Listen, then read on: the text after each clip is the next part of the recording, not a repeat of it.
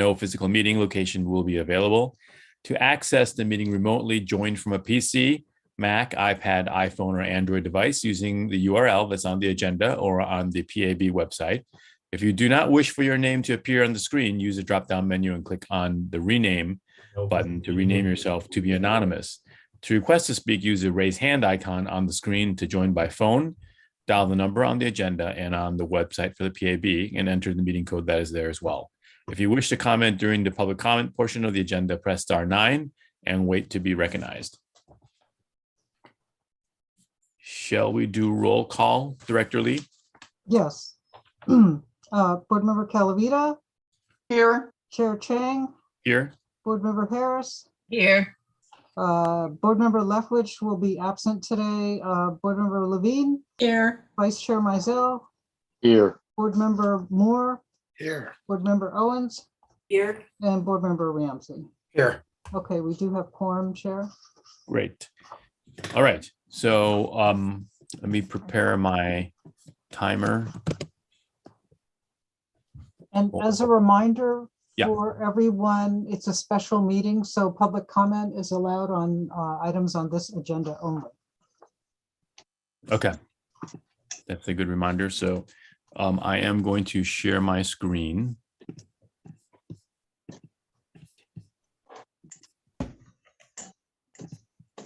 Okay.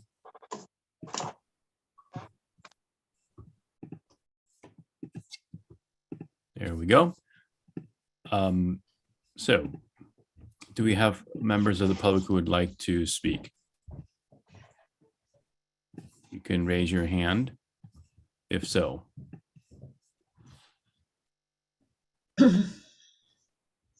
I see no raised hands. There's one person on the, okay. Here's Mr. Lindsay Poland. Great, thank you, Mr. Poland. I'm going to start the timer for you. Okay, you can hear me okay? Yes. Yes. Thank you. Thanks for holding this special meeting. There's a couple areas where this proposed policy does not meet the requirements, particularly of AB 481. And I want to remind you that this is going to need to meet requirements of both the local ordinance and AB 41, which are very similar, but not the same. And that's not referenced, even though AB 41 is not referenced in what you received in your packet. It is going to need to meet those state legislative requirements. The City Council will have 180 days after the policy is submitted to the City Council in order to act on it. One of the main ways in which it doesn't meet those requirements is actually in relation to another piece of state legislation, which is AB 48.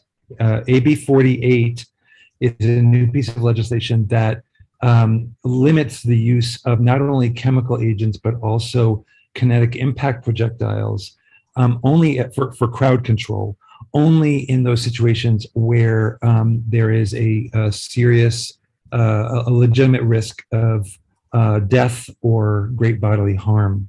And the policies, particularly for kinetic impact projectiles, the less lethal launchers and munitions in this policy, make no reference to that language or to the legislation. That's a very important piece. I would also say that the AB 41 is very specific about reporting on use. And this particular policy should really lay out how the department will record uses of the equipment for the purposes of the annual report that will begin next year. I would also say that the policy in terms of assault rifles includes some confusing and contradictory information. In the tactical rifle operator policy, it says that the operator should deploy the firearm which best meets the needs of the police response and in which he or she has the greatest accuracy and operational confidence. There's in the military equipment policy, there's a reference to potential life-threatening situations, but not in the operator policy. So there's a number of areas where it is not meeting, it's either contradictory or not meeting the requirements of AB 41. And I highly encourage you to turn this back to the department to remedy those deficiencies before it is submitted to the city council by the end of the month as required by AB 41. And I'm available for further connection on this as you consult over the evening. Thank you. We have JP.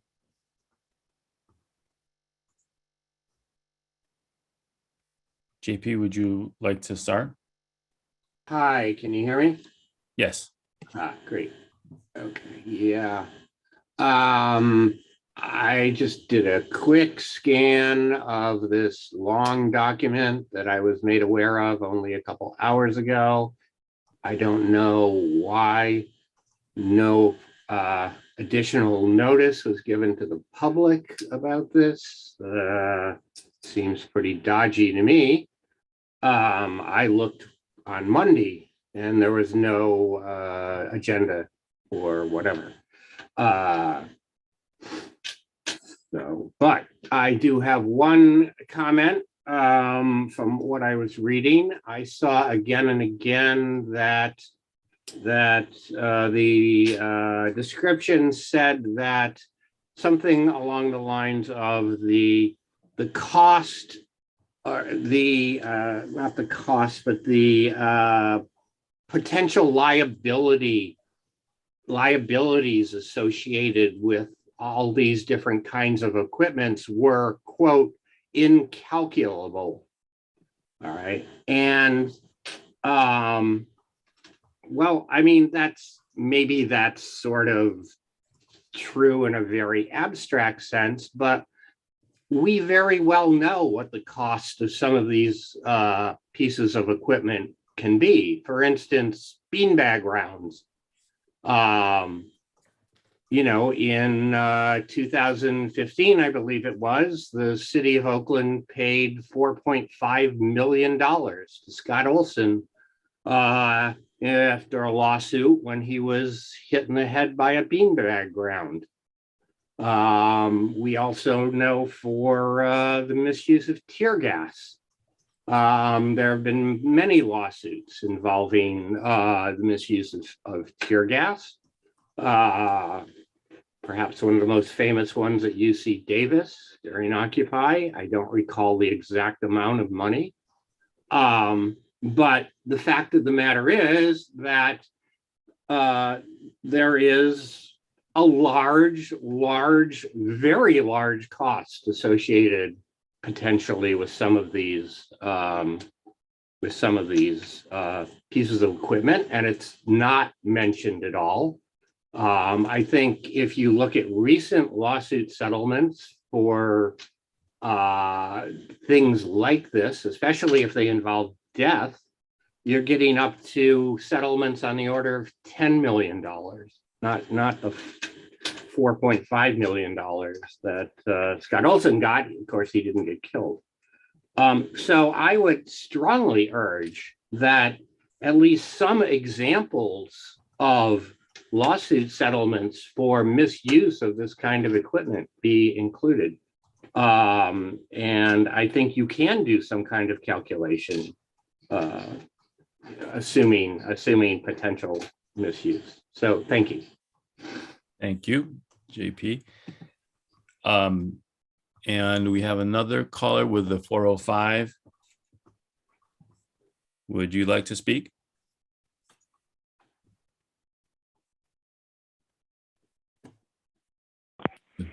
Hi, Dirk Nyhart from Berkeley, and I'm just unhappy that the public comment section comes before the meeting. I want to hear the ruminations and deliberations of the commissioners, then I have something to say. Thank you.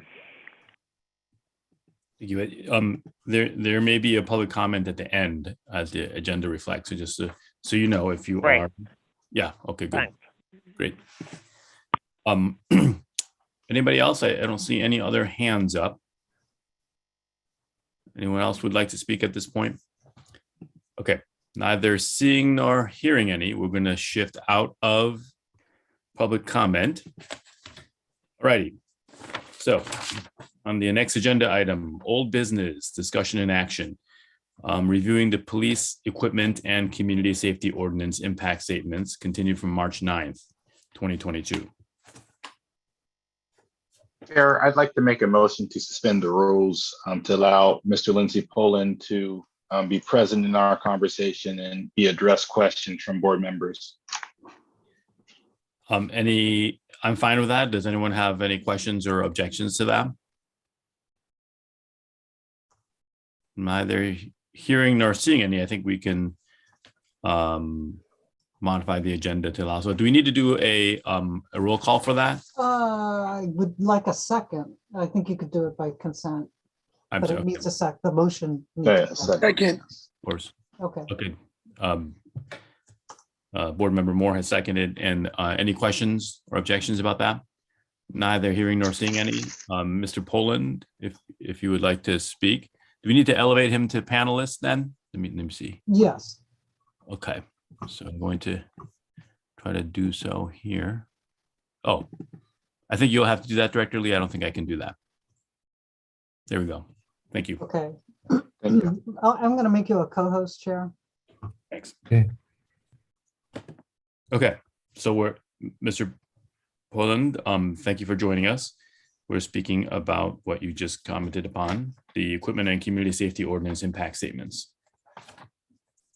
So it might be most useful if I can participate with you as different points come up. Sure. Because there's, with a 145-page document, it's hard to sort of say, okay, here's what you should know. And I think the body is going to, want to focus on certain areas. And I'm very happy to, to be a resource as you do that. Maybe I could just say a couple other things that I didn't quite get time to say, which is, I do think that you have these annexes or appendixes, which include existing policies for certain types of equipment. And then you have what the department has written to comply with the local ordinance. And those sections often give some idea of what are the authorized uses or different information or policy for that piece of equipment, but it's not always consistent with what is in the existing policy. So, the existing policy really should support what is written for the ordinance and then updated if needed or adjusted if this body or the city council wishes to adjust the existing policy. But to have these two sort of parallel tracks of policies for each type of equipment, I think is actually provides for confusing guidance for people in the department. And so I think that's something that kind of needs to be addressed one way or another. It could be in some overriding language that says, where there is a conflict or discrepancy between these, one or the other shall prevail. I would think it would be the new military equipment statements that have just been, or part of the first 50 pages there. But I think it's something that has to be addressed.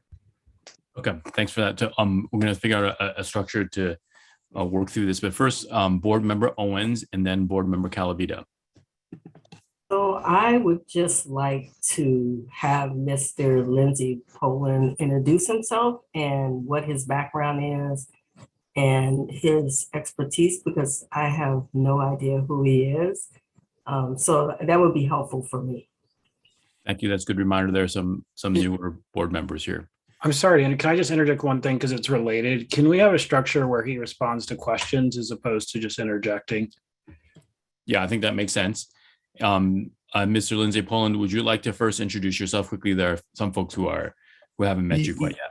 Yes, I'm sorry. Board Member Owens, we haven't met before, and I think there's a couple other members we haven't met before. So I work for the American Friends Service Committee, which is a Quaker organization founded over a century ago, and we have been working over the last 5 years on issues of militarization, and particularly militarized equipment used by law enforcement throughout the state.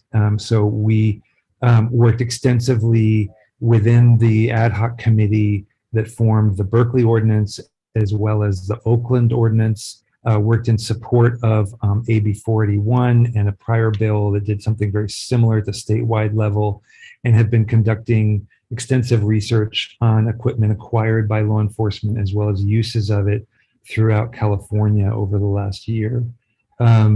So I'm a researcher as well as an advocate, and have, I could share with you different things that I've written around militarization and policy, and perhaps through email. That's fine. That's perfect. That's what I needed. Thank you. Thank you. And Board Member Calavita? So I don't know how you want to proceed, Chair, but I had some specific issues that I wanted to address with the report. Okay, would you like to? Proceed. Yeah, why don't you proceed? Unless other folks think that there's a better, more efficient way. I think that's okay to start with.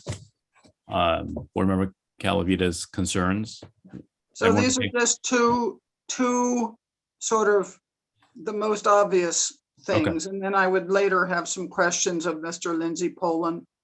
But the first thing is that AB 48, which is a relatively new law that passed the Senate and Assembly in September of 2021, prohibits the use of impact weapon projectiles, except in very specific circumstances. And so the first instance of this we see in the report is on page 19 of the report that was circulated. This is FN 303, which is an impact projectile. Does everybody see where I am? Can you repeat the page number? Page 19, beginning. It happens first on page 19 and later on pages 22 and 23. Okay. So on page 19 of this report,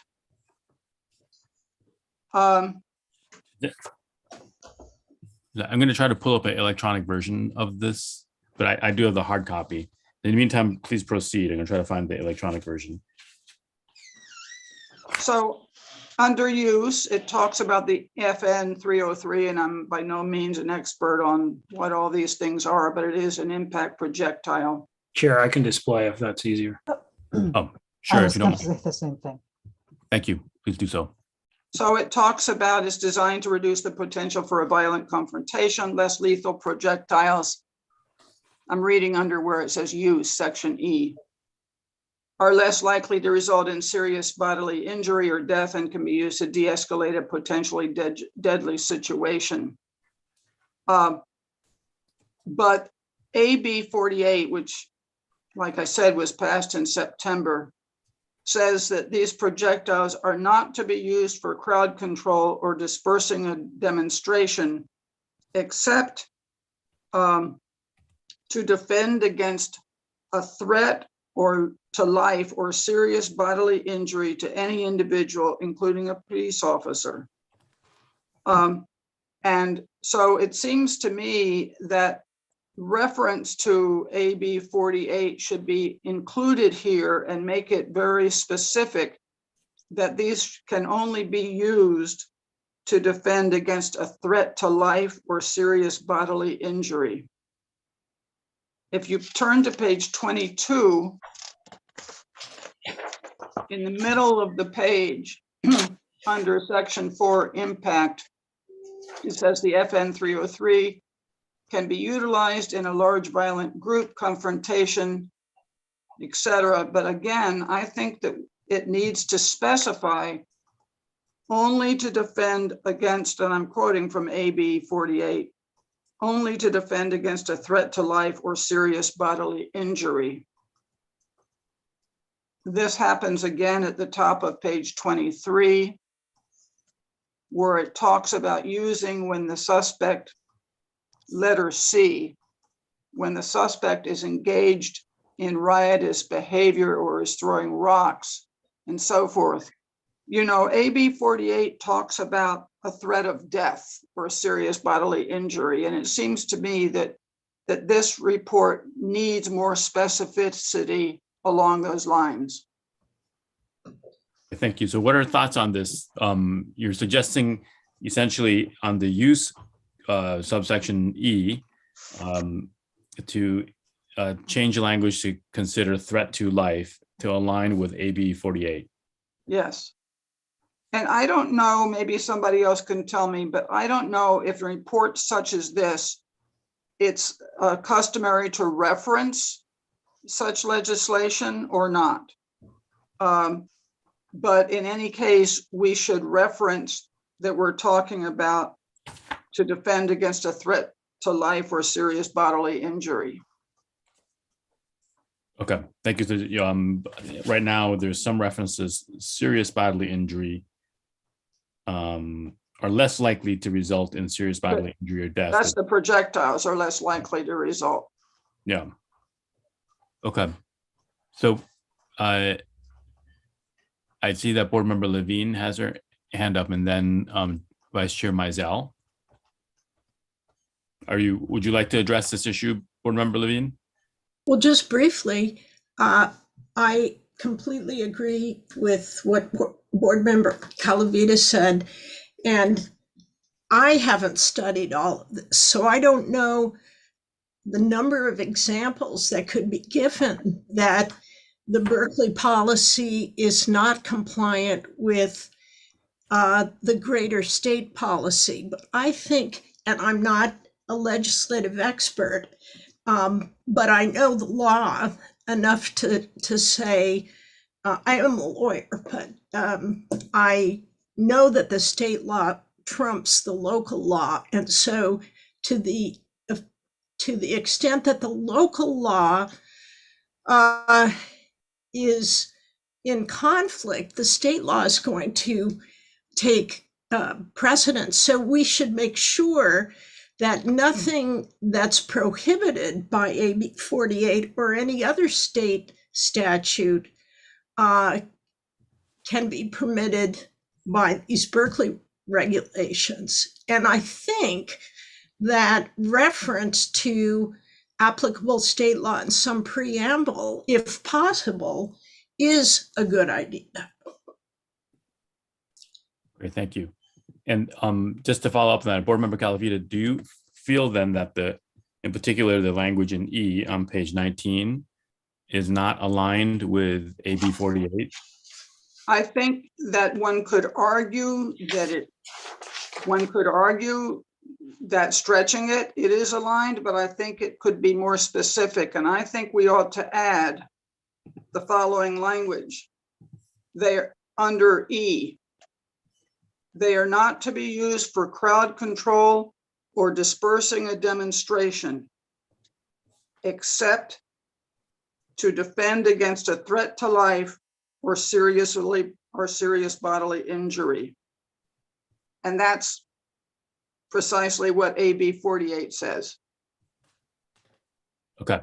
So that would be my motion for that particular section. Okay, so Board Member Calavita has that motion up, and then I want to make sure to swing over to Vice Chair Mizell. Yes, Chair. I agree with Board Member Calavita. I just wanted to mention that same caveat would likely apply to a couple other items within this policy. Any impact weapon of that type, or a different type of chemical weapon or chemical agent, including pepper spray, which is also on the list, would have to have that clear AB 48 reference. Yeah, That was going to be my next point that I was going to raise about pepper spray and tear gas, because the policy as it's written here, or the report, really is inconsistent with Berkeley policy. So I was going to address that next. But that's not, the language you're suggesting right now with your motion, Board Member Calavita, would not be universal to all non-lethal. It's specifically to this context right now. Well, I was going to propose to put it in section E here at least for a Okay. start. Okay. We should probably start individually per section, I think, unless others feel that there is a reason to do so more universally. But that's something to consider. But first, I want to go to Board Member Owens, who has her hand raised. So, I think we as a board could go through each one of these weapons and say that, the state bill is not referenced, or the use is not appropriate per the state 481 and 48. And so to me, it's to send it back to the department for them to address it, because it's throughout this entire document. And for us to go through for each and every one of these pieces of equipment, I think it's gonna take a lot of time. It's not that we couldn't do it, but it's gonna take a lot of time. But I think it's something that the department should address. And they should be well aware of both assembly bills to be able to address it in this document. So that's just my recommendation, is have them go through, and then we go back through it and comb through it. But they haven't even done, to me, the base level, which is make sure that, to the extent that they can, that the state legislation is reflected into this document.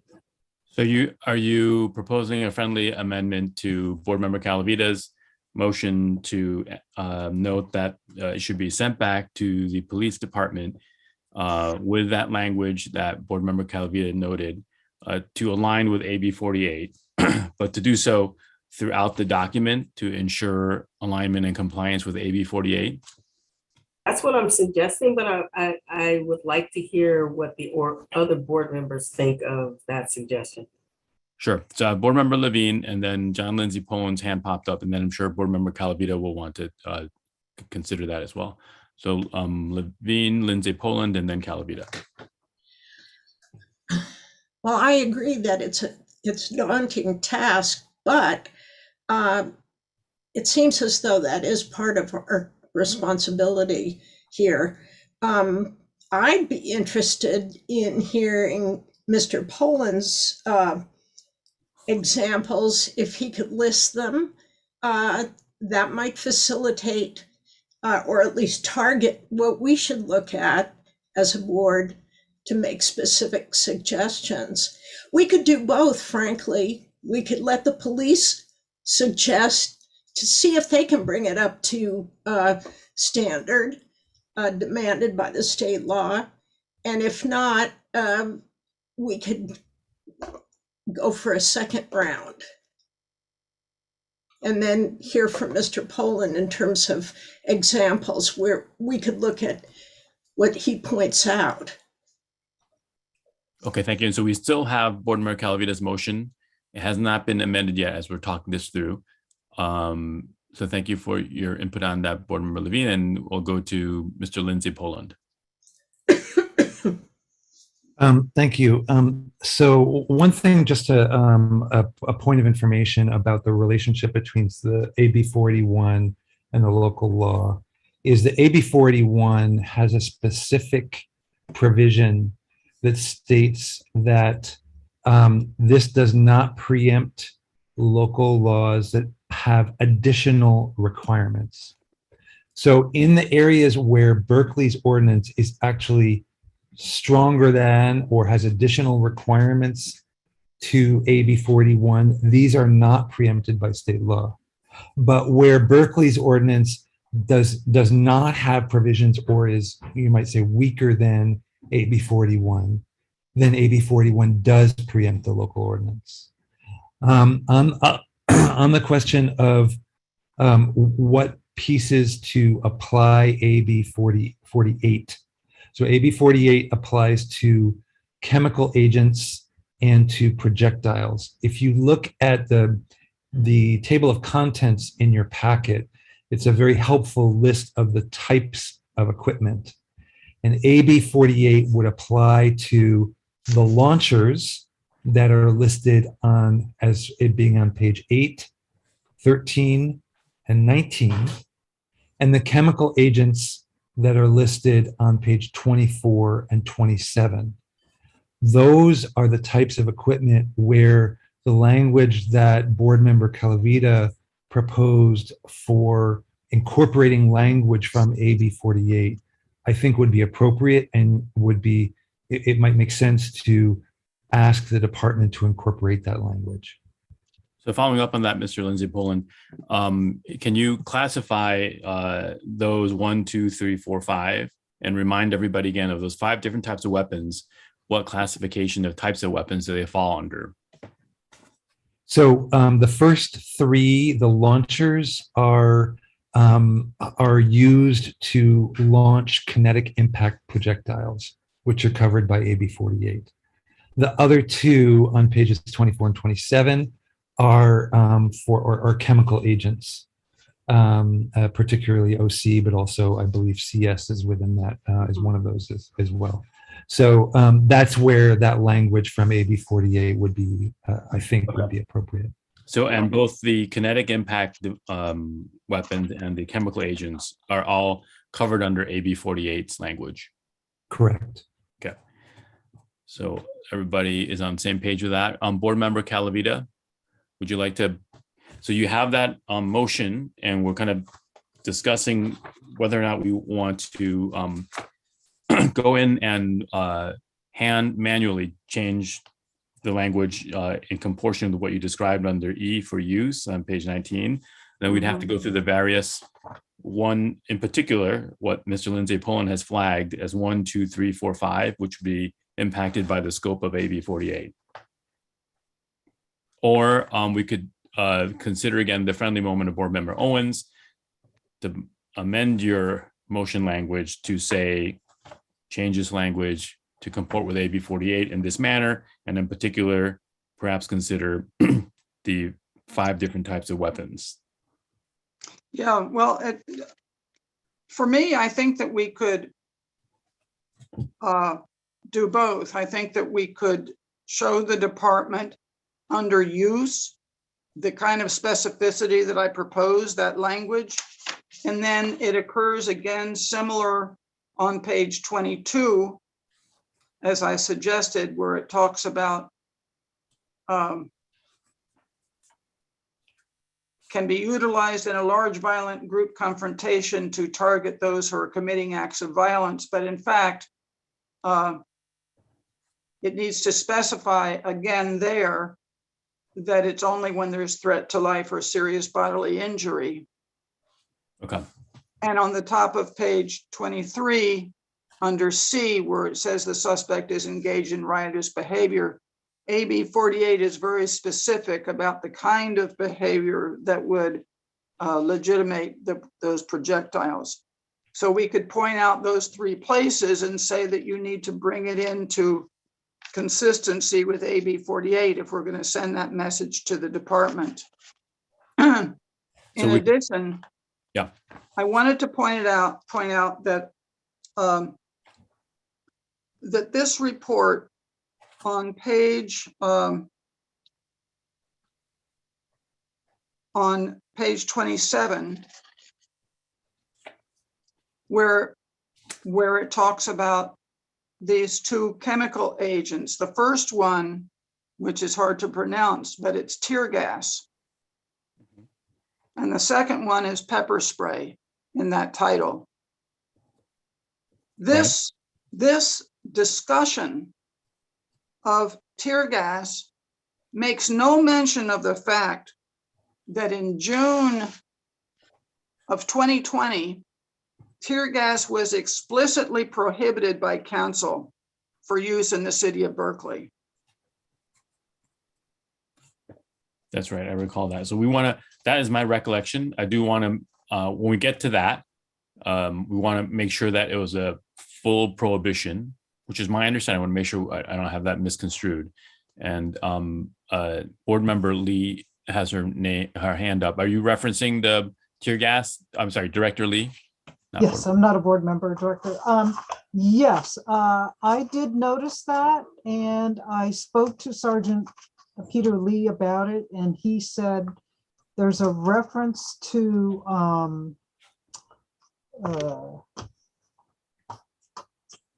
the use of force policy, and I'm trying to find my notes.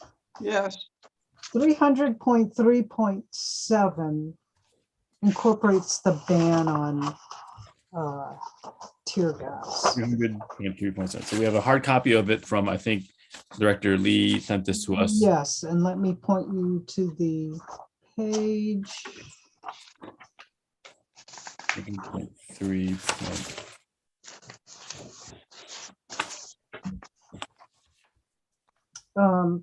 Page 70 in the packet, also page 10 of the use of force policy 300.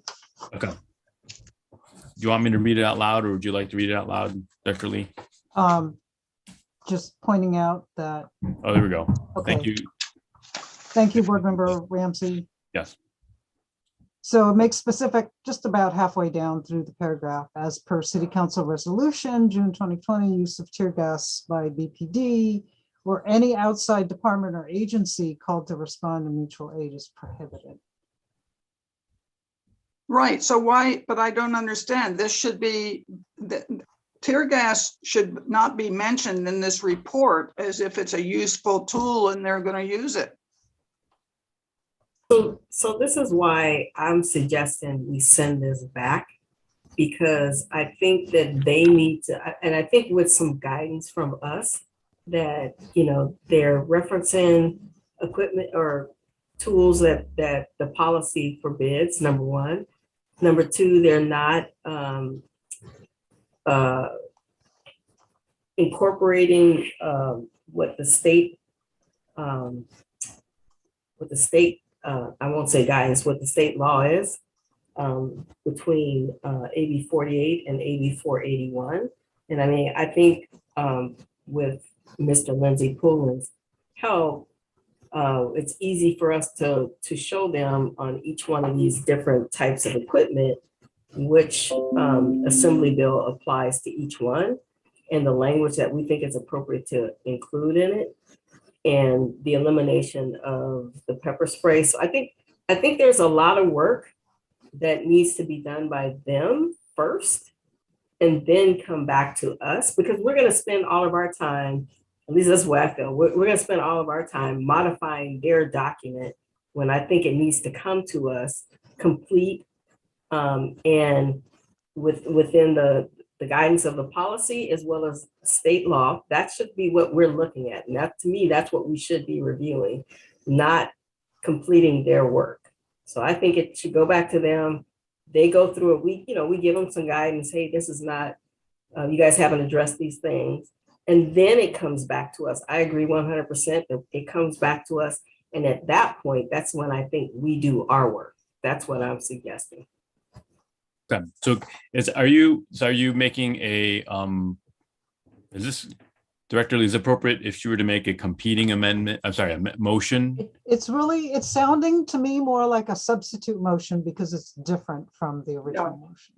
Okay, a substitute motion. So is that what you want to do, Board Member Owens? Like, Board Member Calavita, it sounds like she would like to make the language substitution now and go into at least some of those types of weapons. It looks like we could focus on, if we want to do that route, on the 1, 2, 3, 4, 5, the 5 different types of weapons, kinetic and also the chemical agents, and provide specific language. Or we can do what Board Member Owens is suggesting, and maybe also add some language to the police department regarding AB 48 to insert into the appropriate places, and with a general instruction to ensure that they are in alignment with AB 48.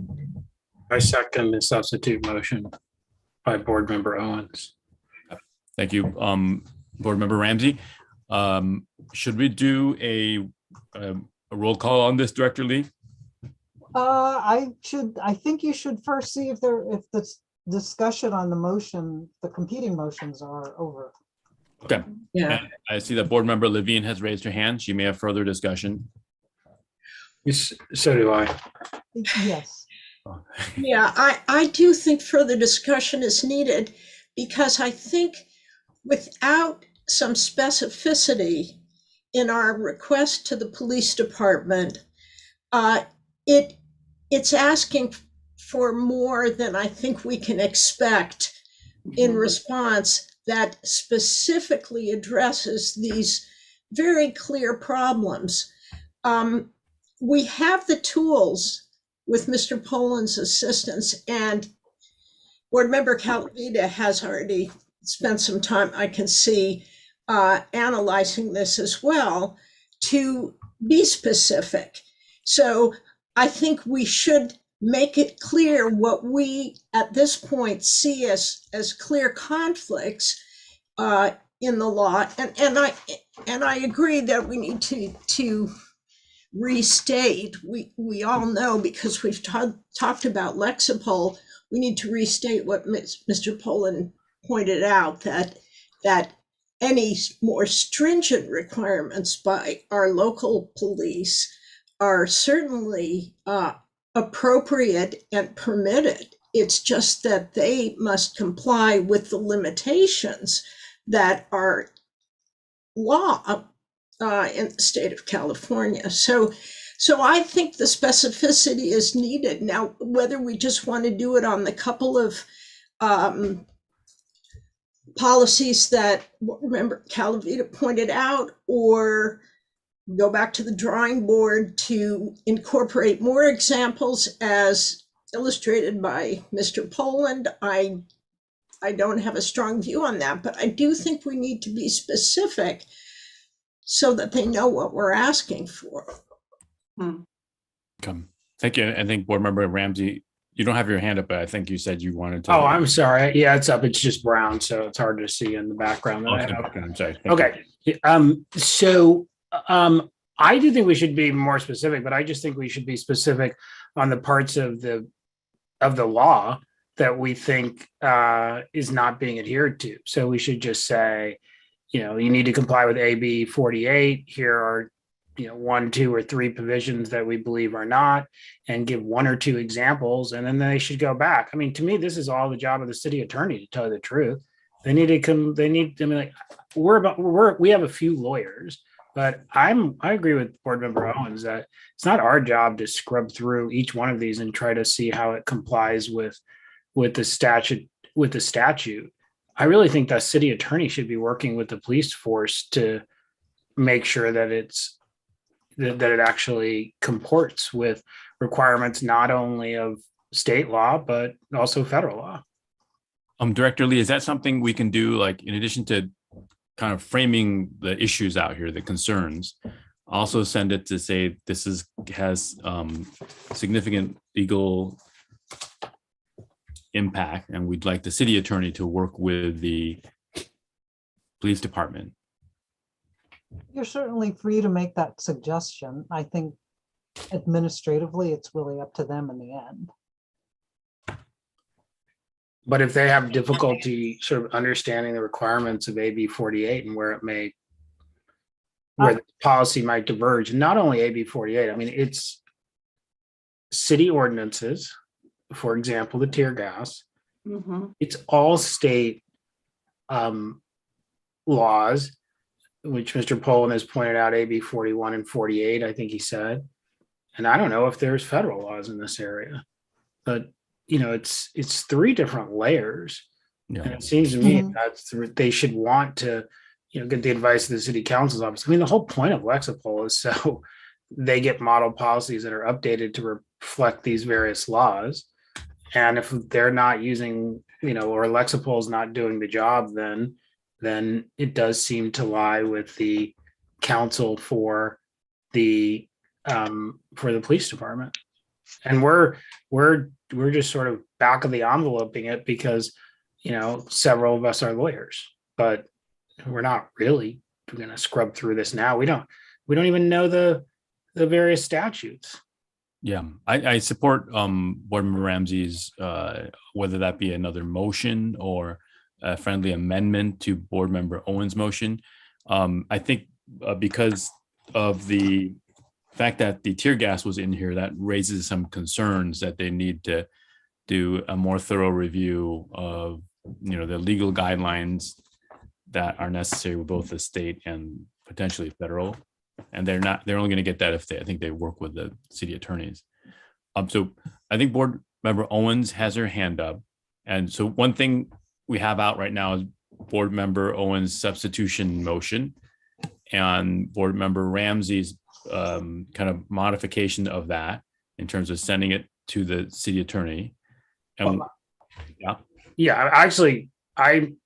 I guess maybe it's a slight modification of Board Member Owens, but I mean, whether it's just saying, let's point out the places where we see their conflicts and recommend to them that they consult the city attorney on this.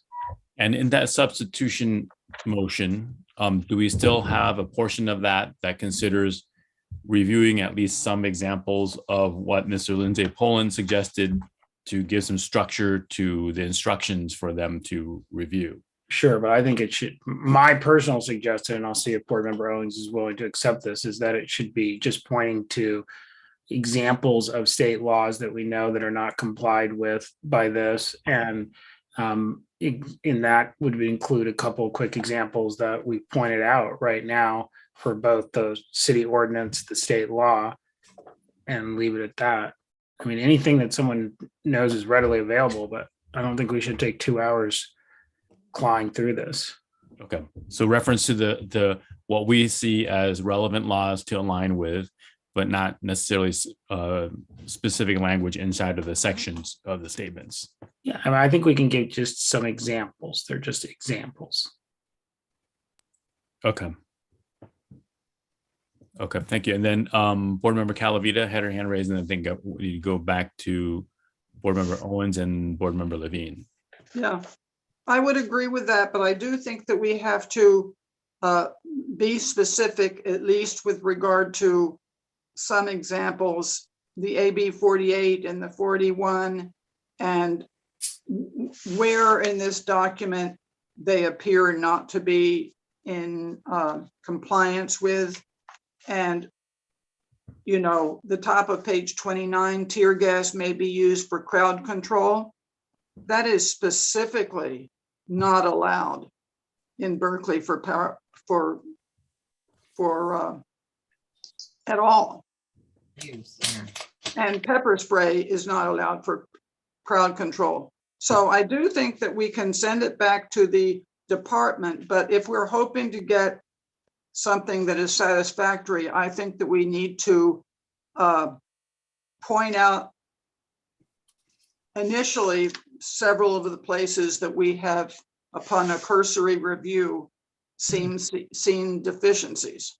Yeah, I mean, the alternative also is to send it to the city attorney's office ourselves and, you know, sort of bypass the BPD and tell them that we need their advice about how to make this compliant with these policies and send the same example. And then presumably the city attorney's office will review it and come back to us with their recommendations.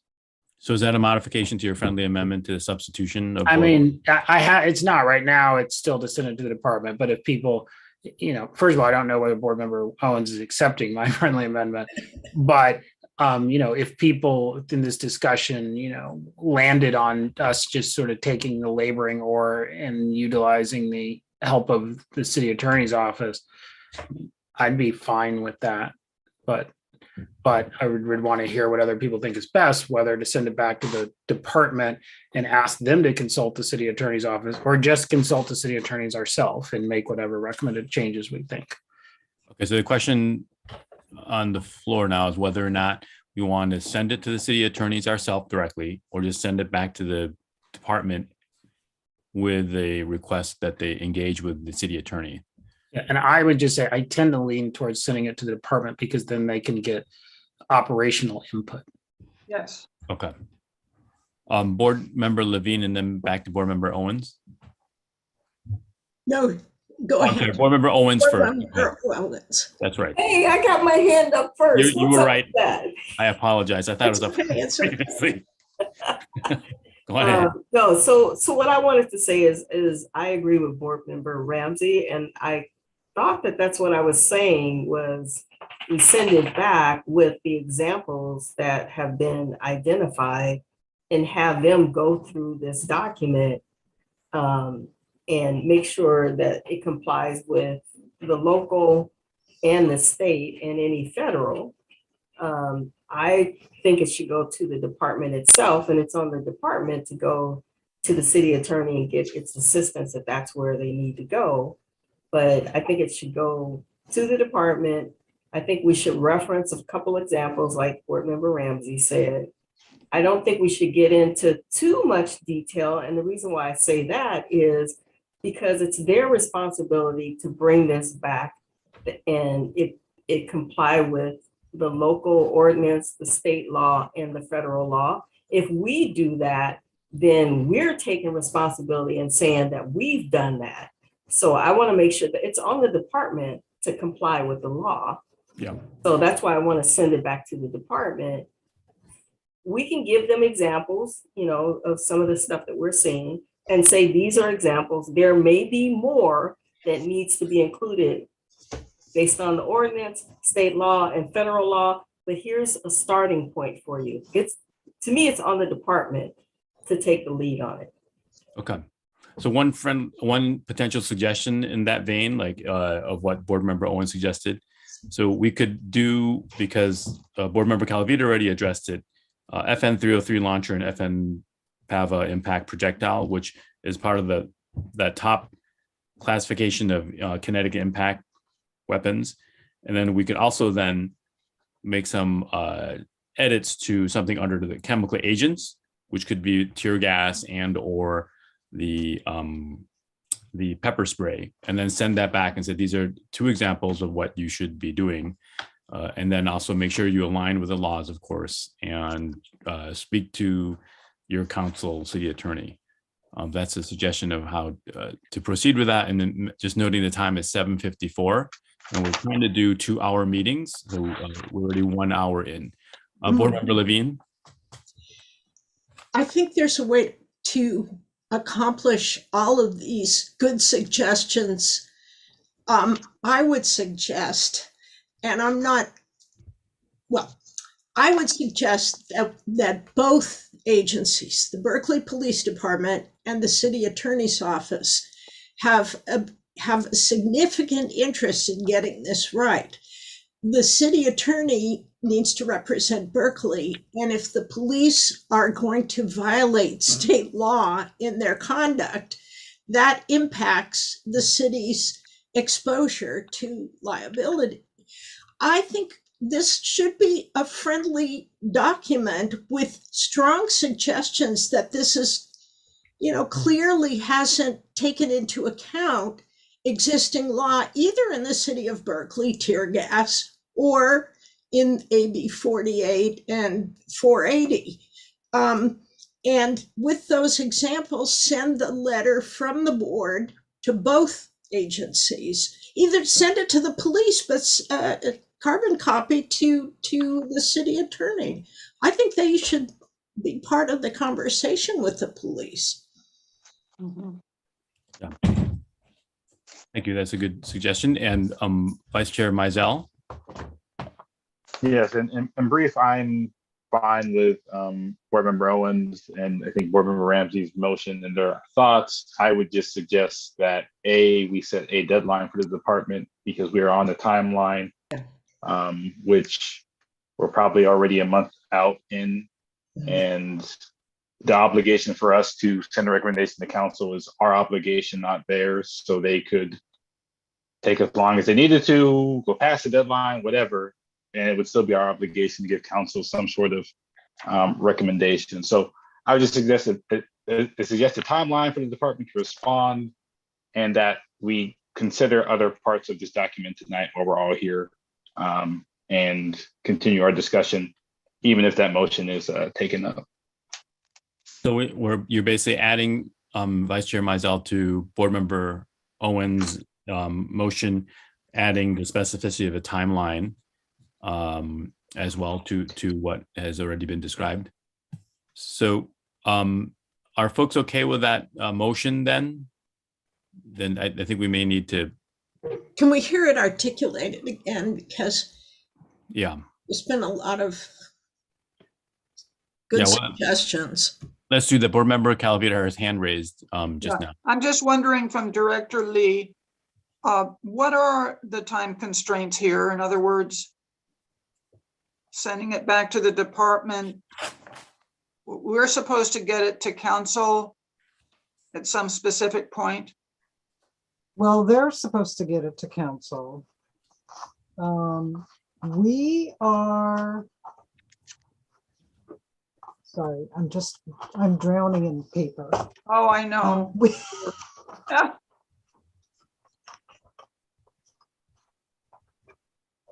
I believe they have to get it to council, but we have 90 days to come up with a recommendation for council. If not, they just bypass Right. us. Right, they're supposed to, they're trying to get it to council in May, which means that get it before the council in May, which means effectively it has to go to the clerk in April. In April, is it? Is there So a specific the date? timing is pretty tight. When does our 90-day period start? Or do you know, Kathy? That's a good question. I don't know off the top of my head. Okay, but it's coming up. It looks like we're, as Vice Chair Mizell noted, we're about a month in right now. Give or take, I believe it's whenever the board received this document. I would have to review the ordinance to be 100% on that, but we should be about a month. They have to get it to the council by mid-April. May.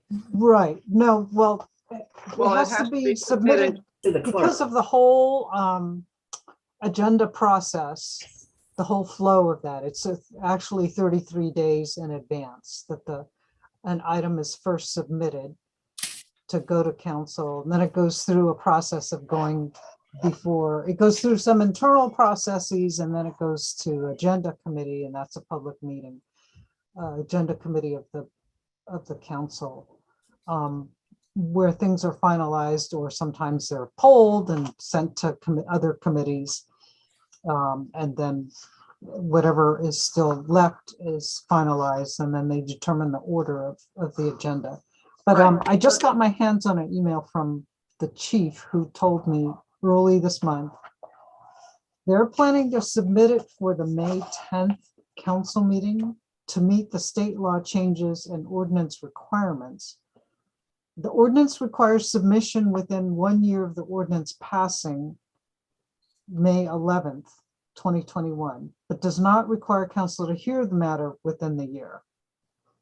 And then she said, in the event the PAB needs the full 90 days, the matter could still be carried over to May 31st. So, Meaning that it has to be submitted to the clerk the end of April? more like early April.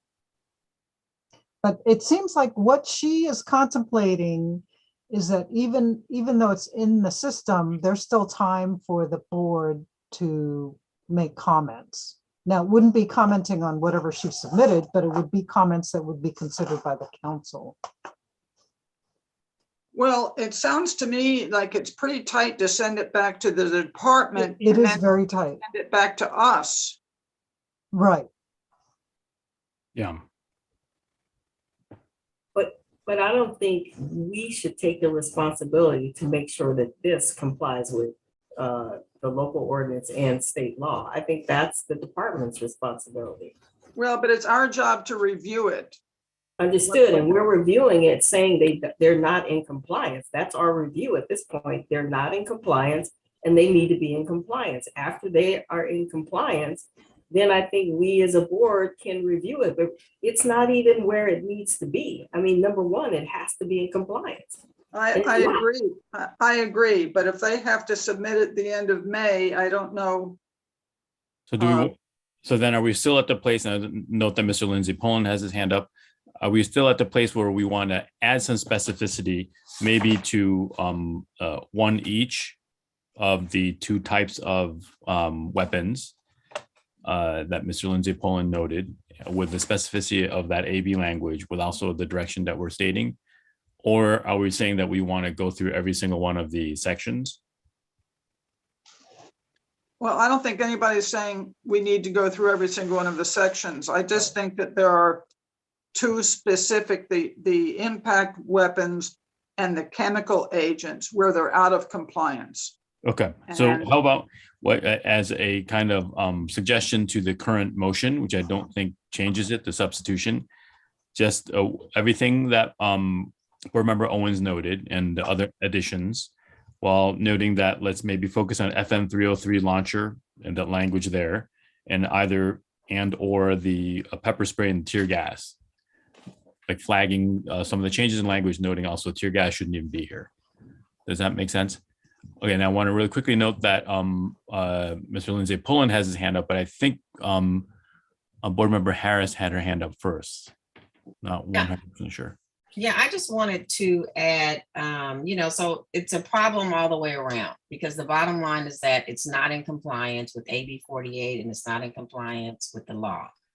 And I just don't see how the department can even think about submitting this to City Council once they're put on notice that this is the case. Because I mean, it's putting the city in a liable position, period. I mean, I don't know if this thing can be pushed out, or either we give them, like Co-Chair Mizell said, to give them a deadline, and make it a hard deadline and say that it must be back by this time in order for this to be submitted within a timely manner to council.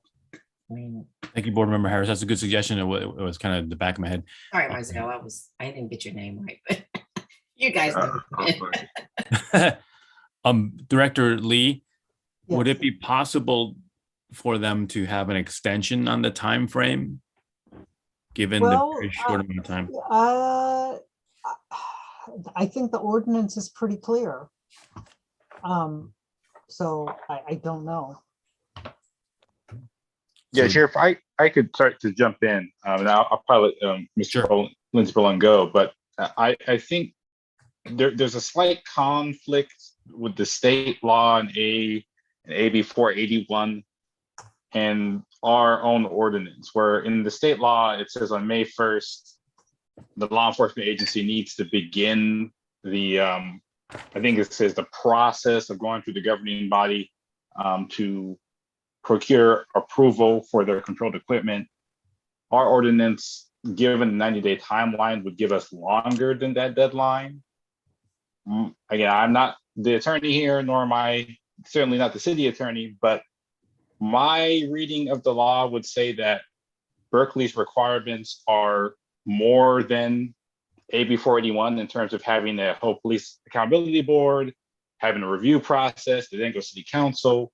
So I would argue that our process, the full 90 days, is the legal process we should be going by, which would preclude these earlier deadlines, either from council or from the department, because at the end of the day, in this city, the law is we have 90 days to go over it. And the reason it was put in place was specifically to prevent us from being in a situation where we are squeezed by the department, the city, or some other deadline within the city that would stop us from being able to do our full diligence. So I just want to mention that, and then maybe Mr. Lindsey Pullen can illuminate more on that point. Thank you, Mr. Lindsey Pullen. Yeah, I would agree with Vice Chair Mizell that in many respects, the Berkeley ordinance is stronger and has additional requirements to the state AB 481 law. But they're also a little bit apples and oranges. So they're kind of on a parallel track, right? So the state law requires the department to submit something to the city council. It doesn't make any reference to any kind of oversight board by May 1st. It could still do that. And the accountability board could follow the calendar and process of the Berkeley ordinance, take its 90 days, assume that the council is not going to act on what the department submits until it gets a report from the accountability board, which presumably would be sometime in the summer. But it's probably a good idea to give a good deadline, a fairly tight deadline to the department anyway. If I could, I wanted to add one other thing, which is I know that when something is not in compliance with law, we want to consult attorneys, and that makes a lot of sense. There are other pieces of this that are, in my opinion, not best practice. So best practice, the state law as well as the local ordinance requires the department to submit a report on use a year from now. But there is nothing in the proposed policy that says how the department will document its use. As a matter of best practice, it would be helpful, good, if the policy lays out the procedures by which use will be documented. Who is reported to, how is this recorded, et cetera. There's a good example in the Oakland policy for armored vehicles, for example, which I'm happy to share with you. And then the other thing is, in terms of best practice, is these discrepancies between the existing policies for certain types of equipment, patrol rifles, less lethal launchers, and so forth, and the new document that is before you tonight, that they have a different language. And so a best practice would be to at least give some guidance for which of the language, when there is discrepancy, prevails. So if you're going to give instruction to the department, I would hope that it's not only in order to make this compliant with the law, but also to give some instruction for best practices. Great, thank you very much. Okay, so Board Member Owens, you have your hand up too. And so I'm looking at AB 481, and what it says is no later than May 1st, a law enforcement agency shall commence a governing body approval process. So to me, we're in that approval process now because we're reviewing it. So to me, we've already commenced that process. That's just the way I'm reading it. It just says that they, no later than May 1st, you shall commence a governing body approval process. So, I mean, I don't think that if we went past that May 1st and what we're doing would be in violation of the state law. I think really our issue may be the city ordinance and the timing that's referenced in the city ordinance and the dates that are there. I don't think we would have a problem with state law based on the way this is written. And I agree with Mr. Lindsay Poole, I think part of what we should be doing, which is what I think we should be doing. I think the department should be handling the legal side of things, and I think we should be handling like best case or how they, where it should be used and how it should be. I think that's what we should be. That's why I think we should be supporting this process, not in making sure that they are legally compliant. I think that's their responsibility. Okay, thank you. So then we would need the proper time to both bump it back to them. They need to come into compliance, just change the language. There's a lot of basic stuff there. And then also we need an opportunity to be able to review for best practices. We can start that conversation about best practices today. I mean, I think, if everybody's comfortable with, we kind of give the department some basic direction as to what we see needs to be included and how they need to make sure that AB 48 and AB 481 are within this document. And then, so we can send that to them and we can start working on the other part of it, which I think is where we kind of, at least I think that's where our responsibility is. I think it's their responsibility to comply with the law. Okay, so that's a possible kind of modification of your motion. Board Member Calavita. So I'm afraid when it says governing body improvement process, the governing body is the governing body is city council. We're not part of the governing body. So when it says it has to be initiated by May 1st, I think that's referring to the legislative body of council. So the reason why I said that, and I agree with you on that, but the reason why I said that is council has handed it off to us. So that's their process. Their part of their process is we review it. So that's why I said that, not that we're the governing body, but the governing body has given us direction to start the process for them, and then we kick it back to them. So we're doing their research. So that's why we're in support of, that's why I'm saying it. I'm not an attorney, so I could be 100% wrong. The governing body has delegated its authority to us, and that has triggered the process. What do you think about that, Board Member Calavita, timing wise? Didn't we receive this from the department? Yes. Yeah, we didn't receive this from council. In any case, I am not confident that council will wait for the PAB to review. If the department meets their deadline by May 1st, somebody mentioned that, you know, that council would take their time and wouldn't review it until they got our review. I'm not at all confident of that. So I don't know what we do, except that I think that we need to send the specifics back to the department and say that they need to fix these things before they send it to council.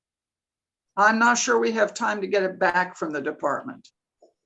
So can we do kind of a hybrid of both? So we kind of got 45 minutes now, but we discussed kind of the best what we call it? Best practices. Best practices, thank you. So we discussed best practices, and we also have already identified places where it's falling short of state law and the ordinance. So what we send back to them is, hey, we need you to fix the legal side of this. And here's the other things that we see as a board that also needs to be incorporated in it. So we kind of do some sort of hybrid. Yeah, that would be okay. We put it together tonight. I wanted to ask Mr. Lindsay Poland on the issue of mutual aid. I know that this perhaps should be part of our discussion. So Board Member Calavita refers to when a visiting law enforcement agency has controlled equipment or military equipment and is invited by Berkeley PD to conduct some kind of activity or operation within the jurisdiction of Berkeley. And what prevails? The local ordinance is essentially silent on this question. You know, the political reality being that the council didn't want to address it. The state law, however, is not. AB 41 states that if, and I should pull up this language to give it you exactly,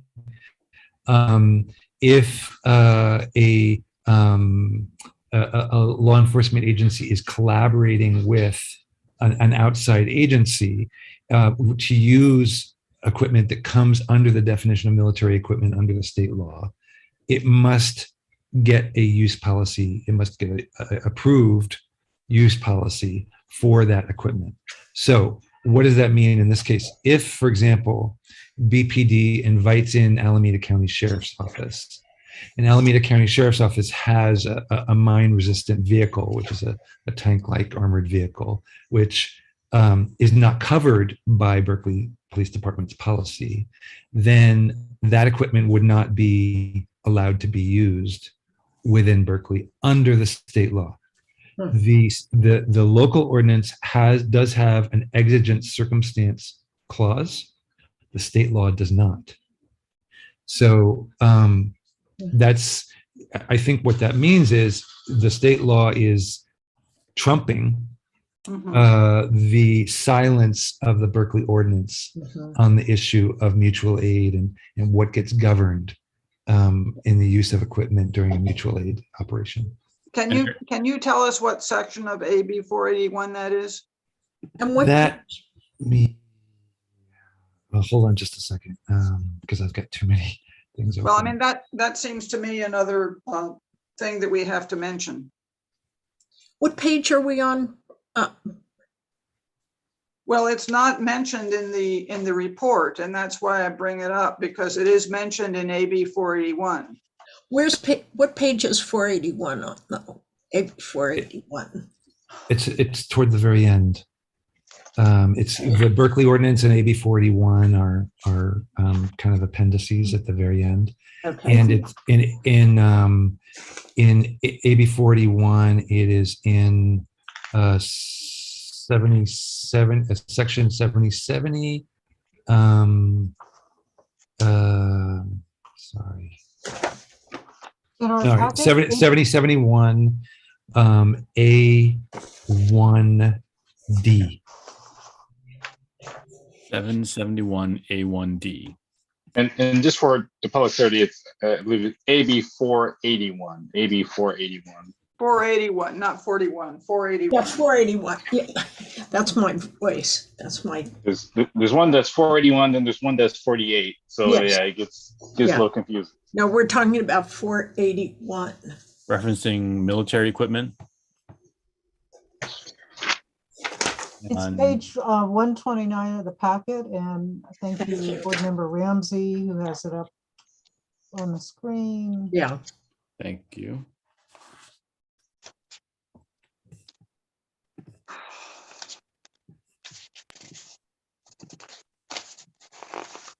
Okay.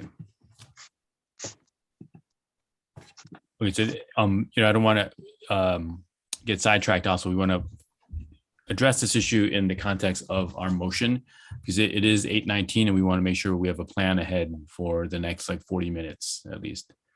So it sounds like folks are willing to address some of the specific issues in the document to send back with instructions per Board Member Owen's comments and some of the additions to that.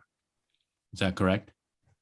Right now, we're talking about mutual aid, and that's something that we can also list in our instructions. And Mr. Lindsay Pullen has suggested that this 481 trumps the local ordinance of exigent circumstances that could potentially allow for the use of weapons from another law enforcement agency that typically would be prohibited under Berkeley rules and regulations. Is that correct? Yes, but so shall we begin proposing the list of these specific examples that have to be included? Yeah, I think we need to start proposing, but Director Lee, I just want to make sure from a Yeah. process perspective, do we need to do a vote on the substitution motion before we proceed with this list? We should probably vote on the substitute motion. It sounds like there's consensus for it, but I also wanted to make a comment on, follow up on what Board Member Calavita had said earlier. They may not have time, the department may not have time to get it back to us before they have to submit it, but we will have made our input, and then when it does get published for City Council, we'll see what shape it's in and comment accordingly at that time. I see. So at least we will have had a bite at the apple, in other words. But if we don't do that now, it's possible, given the short amount of time, that our position won't be heard is the concern. Because of the short time frame. I mean, the sooner we act, yes, the better. Okay. So Vice Chair Mizell, and then I think we need to move forward with clarifying the motion and decide what we can do substantively. Yes, I don't disagree with my colleagues here. I would just say for record, I do not believe the city could ignore its own ordinance and proceed with the measure, even given state laws, because we could argue legally that in state law and that aspect, there's not any clear policy in Berkeley, so it has to go to the governing body, but the governing body can't approve something where it has explicit policy that will wait for such approval to hear from us. So just pointing out there, I don't think the city could legally do that. And I don't imagine they would try that, but we should plan accordingly, I guess, for any possibilities. But I'm ready to proceed. Okay, thanks for that observation. So Board Member Owens, we'll help you too, but can you clarify the substitution motion? Oh my God, we've gone through so many changes. So Board Member Levine had her hand up, so I don't know. Yeah, go ahead, Board Member Levine. You know, what I was going to say is, I think the important thing is that a letter go out. We decide to who it goes and what it contains. I think we have agreement here.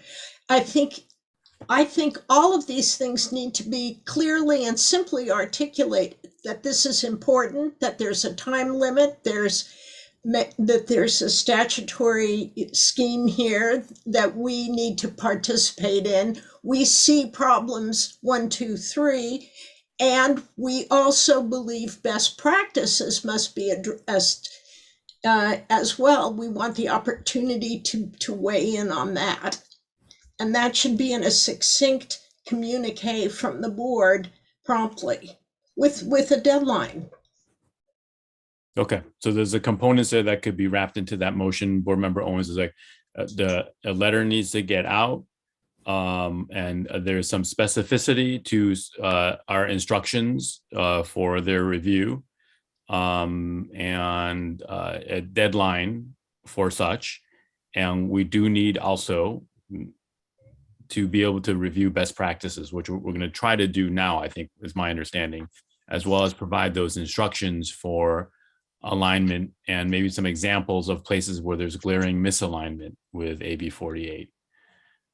Does that kind of generally make sense? And then Board Member Owens, you want to further structure that motion so that we can do a quick vote on it? No, I think that's a good summary of the motion. I think that's a good summary of the motion. Sure. Is that enough for you, Director Lee? Like, Well, do you all understand that motion? This is the important part. does anyone have? Could I hear it back, like as it's written? Sure. Board Member Owens, did you want to try to articulate that in just kind of a quick narrative form? So I make a motion that we submit a letter back to the department that includes examples of that request that they comply with AB 48 and 481 and the local ordinance, and that we provide some specific examples to those things that we think are missing in the current impact statements. And then that we also work on best practices and include that in that letter as well, and provide them with a deadline to get that back to us. Yeah. Okay. Well, that's 5 minutes. Board Member Calavita, do you have any additional comments before we do a vote on Yes, this? I agree with everything in the motion except the deadline to get back to us, because I don't think that there's time for that. And I might be wrong, but I want to hear again from Director Lee and other members. I didn't understand that we're going to get it back to us because yeah. Is it possible to get it? So this is a question to Director Lee. Is it possible to get it back to us? Because they have to get it to the clerk so it can be agendized by the end of April. So is it possible that we say it comes back to us at the end of April? And yes, our comments won't be what gets agendized, but is it possible for us to submit something in tandem with it? You know what I mean? So we have some time to review it before it actually goes to council. You know, the time that is between the clerk and actually being heard by council, can we utilize that time? I guess that's what I'm asking. Yes, we can. I actually think it has to go to count, it has to get put in the hopper early in April for May 10th. But I can ask that it be, excuse me, but I can ask that it be also sent to us, and that we could also submit a report simultaneously. I think Could I would possibly think, do that. yeah, I think I would like to add that to my motion, is that we request that the department submit it back to us when they submit it to city, to the clerk, that it comes back to us, because that gives us some time, not a lot, but it does give us some time to kind of work on what's been submitted. And we would actually see it before council sees it, so we can, you know, review it, and whatever we see that we want to throw out there, we can. So that's what I would like to add to the motion. Okay. Okay, and then you also wanted to add to the motion, recommend that they consult with the city attorney's office, right? That's right. Yeah, that's very important. Yes. Yeah, and I was going to say, you made a laundry list of the state and local law, but could we add any, including federal law, as Mr. Board Member Ramsey suggested? I think that puts them on notice that it's more than just local. They're Agreed. Okay. Great. So are we ready to do, as Vice Chair Mizell, has your hand up? Yes, sorry everyone one last time, but to be very clear, again, I'm not the city attorney. I know I can't speak with authority, but there is nothing in the ordinance that makes us have to make this May 10th deadline for council. There is nothing in the ordinance. It's very clear that there's 90 days before city staff can proceed to approval. So that the ordinance clearly bars city staff from proceeding to approval. The council can't approve it on May 10th if we are not ready with our recommendation. There's no way under the ordinance that's possible from my reading of it. And if that is the case, I would love to hear from the city attorney how that is the case, given how the ordinance is written. But I think we have to very carefully assert our deadlines on this. It is city law. And I don't think it can be ignored, regardless of what the department thinks is the law or maybe the law. It's very clear we have 90 days. So if we need the time, or if the department comes back 3 weeks from now and we need our full 90 days, we should have our 90 days. If the city says something else, we can respond as a board. But I just want to be very clear, there's no artificial deadline that says we have to get it to city staff by this time in April, or that it has to be heard by city council on May 10th. That is clearly against the ordinance and the 90 days that we are supposed to have in this city. Okay. Thank you. Director Lee, you have a comment on that? Yes, I am looking at the local ordinance, and I'm on page 122, the top of 122 of the packet. And it says, unfortunately, it's the bottom of 121 is the heading, review process for previously acquired equipment. And it says the department has 1 year from the date of passage of the ordinance to submit use policies and impact statements for approval if they wish to continue use of controlled equipment acquired before the ordinance passed. And if it fails to do so, it must cease use of such equipment. So I don't know where you're reading from, Vice Chair Mizell, but it seems to me that they have, this is sort of a lighting a fire under them to get this done. I'm reading from so what is this, section E3. This is page 5 of that police equipment and community safety ordinance. It's the failure by so E3 reads failure by the police accountability board to make its recommendation on a proposal within 90 days or 30 days in instances when a proposal is subject to a time-sensitive grant application, submission shall enable city staff to proceed to city council for approval of the proposal. So from my reading of this, the 90 days is our time, regardless of any other influence in the city, to review it upon our receipt of these proposals from the department. I don't believe any other deadline in this would supersede that, because that timeline is explicitly stated. So we have the time to do the review, to do the due diligence.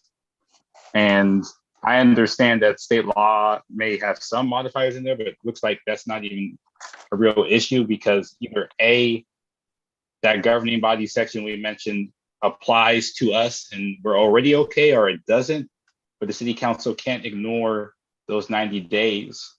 And it specifically says city staff can't proceed before those 90 days. Or if we lapse and go 90 days after a receipt, then city staff can proceed. So if city staff can't even proceed to the approval, I don't know. And I know that the language probably needs to be parsed out with state law better, but there's no way city council could approve something if city staff can't even begin the process of approval before those 90 days.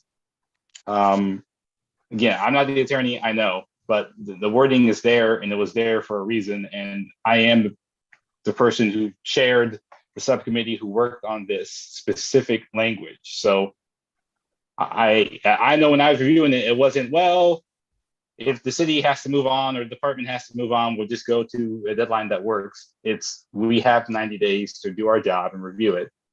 And again, I'd love to hear from the city attorney if my reading of it is completely wrong.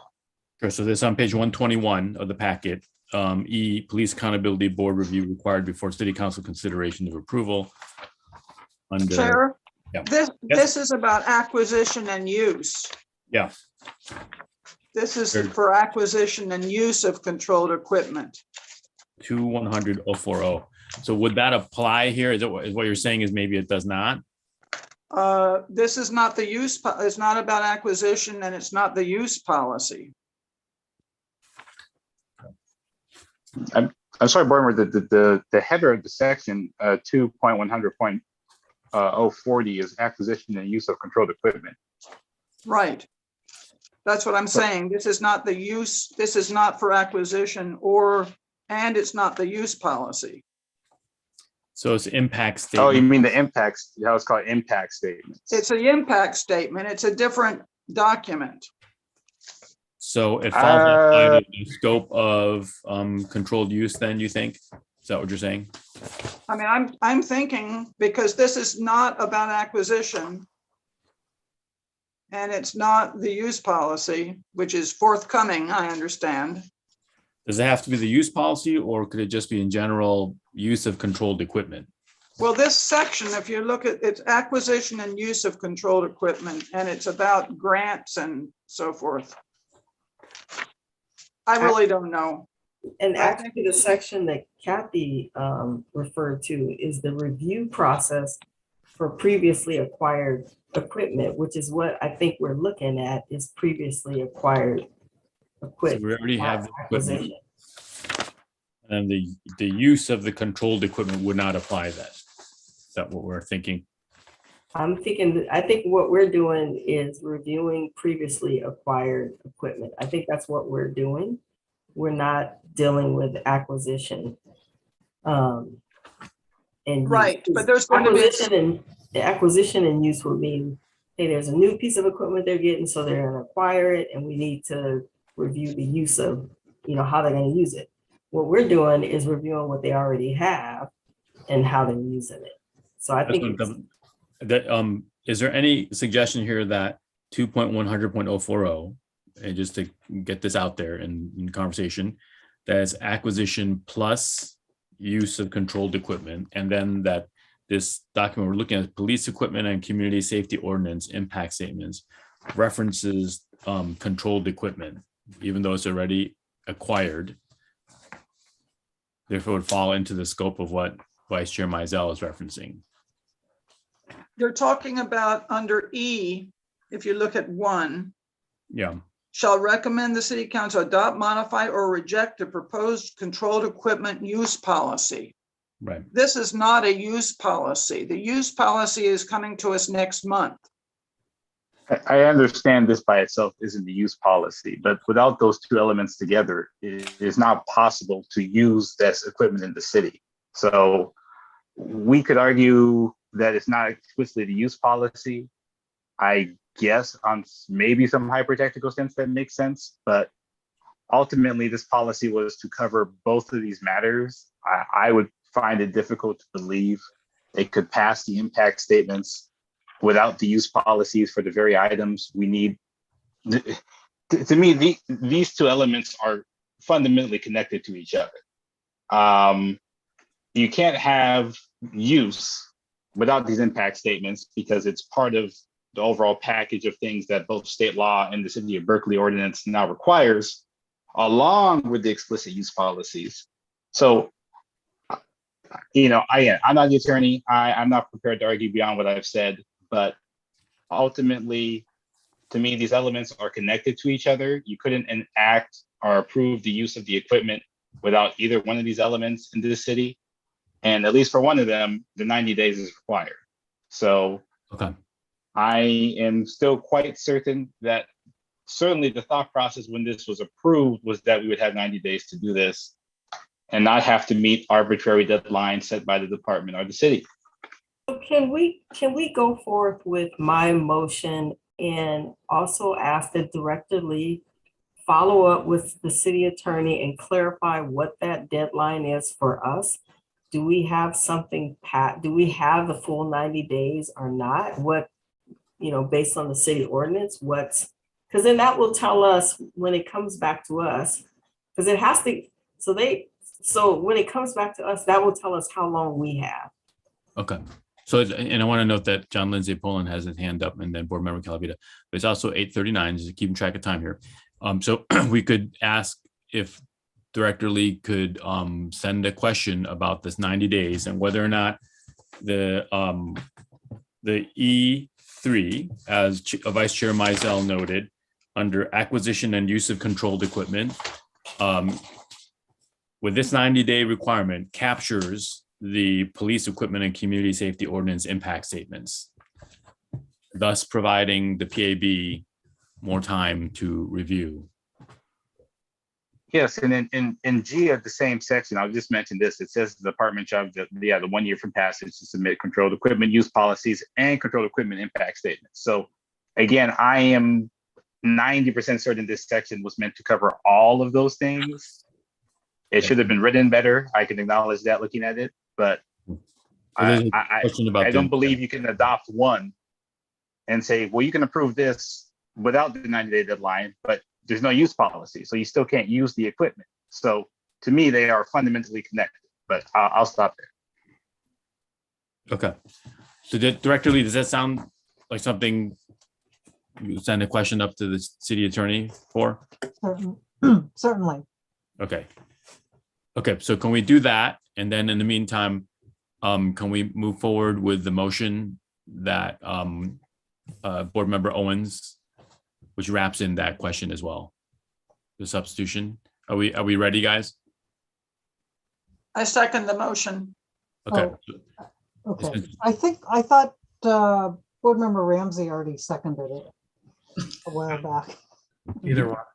Okay, Okay. He seconded, that's right, with the addition of the contacting the city attorneys. That is correct. And also, actually, before we finalize this, Mr. Lindsay Poland, is there something you want to add to this?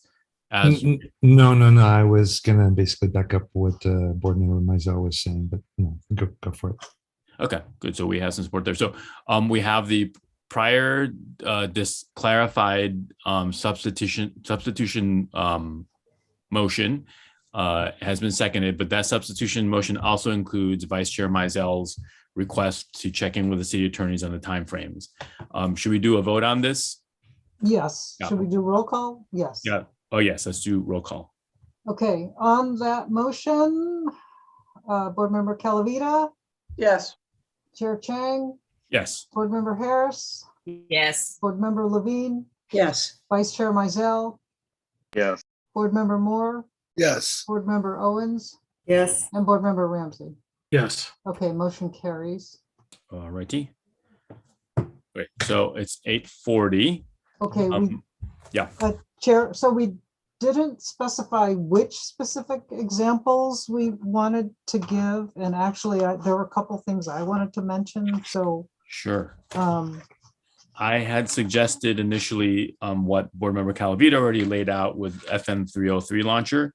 okay, And that's under the category kinetic impact devices. And then I thought maybe we could do the second category that John Lindsay Pullen noted with chemical agents under either both tear gas or pepper spray, or just address the tear gas issue.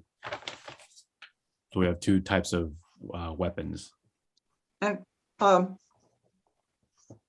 so I think that when we mention these examples, we need to point out that the launcher, the projectile launcher has to be, the projectiles, there needs to be more specificity regarding consistency with AB 48 and their use only when there's a threat of death or serious injury. And then I think that we should include both tear gas and pepper spray because pepper spray is specifically not allowable for crowd control, and yet they mention it as crowd control device.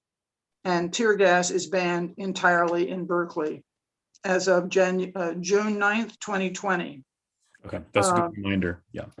And then I think we should mention the mutual aid aspect, and that this impact statement has to be consistent with AB 481.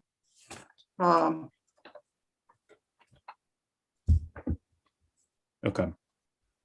I think it was, what section, 771? Not 771. Do we need to be specific to the section and just say it needs to? I guess not. I just 481 want them to do it right. Yeah. 481 and 48, then it needs to be in compliance with that and any other federal and local. Federal, state, and local laws. Yep. Okay, great. Thank you. And so we'll proceed with that. But first, we want to make sure that Director Lee had a comment. yes, thank you, Chair. With respect to the launchers on page 13,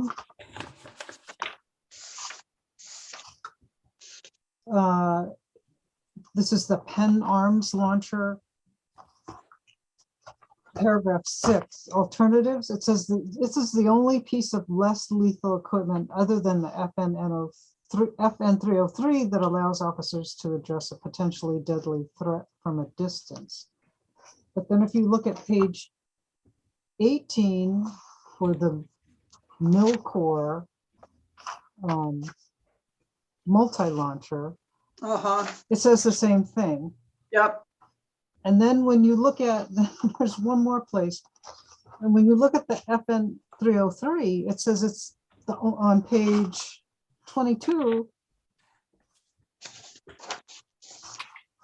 No, I'm sorry. Somewhere, page 23, paragraph 6, it says it's the only piece of equipment that allows officers to address a potentially deadly threat from a distance. So those to me are all inconsistent. Okay. That's a good example. We could also flag as internal inconsistencies in their language in classifying the weapons.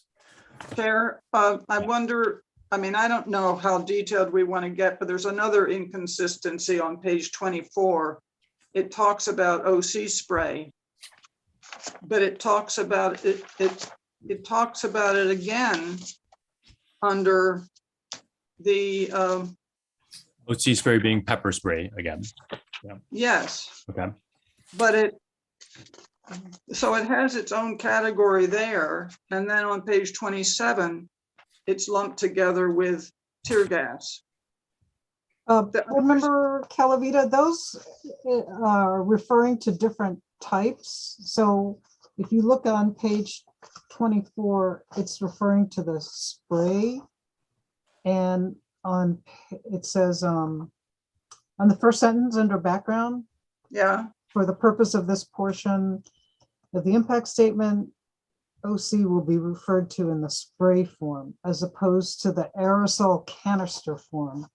And then Oh, well, okay, so if it's not redundant, I take it back. it's not redundant. It's the okay. same chemical, but in different form. And I guess Okay. they, All right, well, then Fumes- I guess, So that's a good flag, though. Just be aware that they could be delivered in different forms. And John Lindsay Pullen has his hand up, and then we should start moving through this, bearing in mind the time.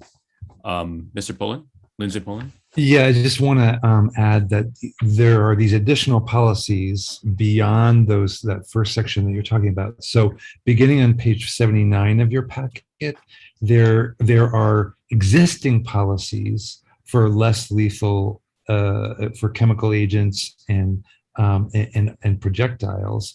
And you'll see there that there's additional references to use of chemical agents, OC and tear gas in crowd control situations. So, in terms of curing this, again, it's not just in that first section. It's in the other existing policies that have not been adjusted to the state law. Okay, thank you. You're referencing policy 303, controlled devices and techniques on page 79, which I think is a Lexipol policy that has not been modified. Okay, so bearing in mind time and efficiency, given the motion, how about we first go through, as per our motion for providing instructions for examples. First, should we go through first the FM 303 launcher again and just very quickly specify that language that you were referencing, Board Member Calavita? And that can be listed in our memo or note to the BPD, which is, and so FM 303 is on page 19, and you had language there on the use under E to comport with AB 48 as an example of usage of threat to life language. So what, can you clarify again how we want to change that language? Right now, it's essentially saying that the device is designed to reduce the potential for violent confrontation. And then it just has a descriptive of what lethal projectiles are. They're less likely to result in serious bodily injury or death and can be used to de-escalate a potentially deadly situation. But we wanted to add in the AB 48 language to note that these other circumstances, it can be used and it cannot be used unless threat to life or serious bodily injury. Or serious bodily injury. Is that correct, guys? Everybody? I'm sorry. Yeah. So how do we frame that language then? So that second sentence, I think, would have to be dramatically changed then. Yeah, I don't know. I thought we weren't going to actually write it for them. I thought we were going to just specify where things needed to be changed. We can do that too. So we can specify, we can specify here that less lethal projectile is not entirely in proportion, in alignment, in compliance. In compliance. With AB 48. AB That is to be 48 more specific with in regard terms to of using it only when there's an imminent threat of death or serious bodily injury, consistent with AB 48. Okay, great. In threat to life or bodily injury. Were you able to capture that, Director Lee? yes. Okay, great. So that's FN 303. Is there anything else on FN 303 as a kinetic impact weapon? Well, there's other sections throughout that FN 303 that need to be brought in to consistency with that. I don't think we have to mention them all. Okay. So we're basically telling them that throughout this document, it must come into the compliance per the criterion we listed, but here are some examples. Yeah. Okay. So aside from FN 303, how about starting with page 24, the pepper spray, oleo resin capsaicin spray. Actually, it's OC spray, section E, use. On page 25. Yes. Okay. again, it can only be used when there's an imminent threat to a danger to life or threat of serious injury, Okay. Same language. as in AB 48. Okay, per AB 48. And then you also had noted that there had been some legislative action in the city of Berkeley around its use, right? Well, yes, but that's so on page 27, that whole section on these two chemicals that I can't pronounce, but the first one's tear gas and the second one is pepper spray. Okay, so before we get there, Yeah. on e-use for OC spray, is there anything else we want to note there? No, Aside from that line, okay. So let's go to 27 then, which we spoke about before, but just as a reminder, and since it's chronological, this will help Director Lee. So we have the tear gas and the pepper spray. And so in the middle of this section, it says, in the middle of section A, description, it says for crowd/riot control.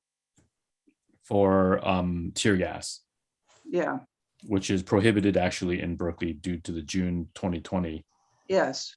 Yeah. But why are we even talking about how it complies with 481 and 48 if they can't use it at all? So why Yeah, are we're we, not- you just say that you shouldn't even have it there. right? Yeah. So Yeah. it's banned in Berkeley. Well, excuse me, it's,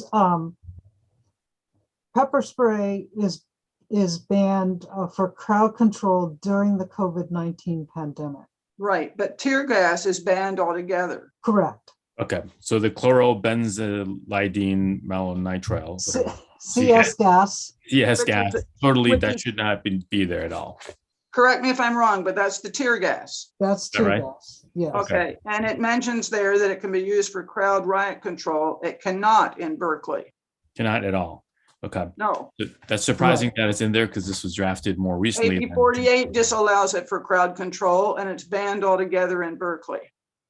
So do they need to add language in here noting that per city council blah blah blah June 2020 use of this weapon? I don't think we need to word it for them. I think we just have to Right. say this whole paragraph Should be is gone. not in compliance with either AB 48 or the city's own ban on tear gas. The city's ban is encapsulated in a special order. Yes, So Okay. June To me, 9th, it 20. should- to me, it shouldn't even be in here. So Yes. it's not even that it doesn't comply, it should not be included. It should not be there. Yeah, they made a big oversight there. Mr. Lindsay Poland. Yeah, I would concur that you writing the whole thing for them is going to be too much. You might want to say that in order to comply with both local, state, and federal laws, that the city attorney should be consulted. There is one other thing in AB 48, which are direct prohibitions on the use of both kinetic energy projectiles and chemical agents, which includes OC spray. Shall not be used by any law enforcement agency solely due to any of the following: a violation of an imposed curfew, a verbal threat, or non-compliance with a law enforcement directive.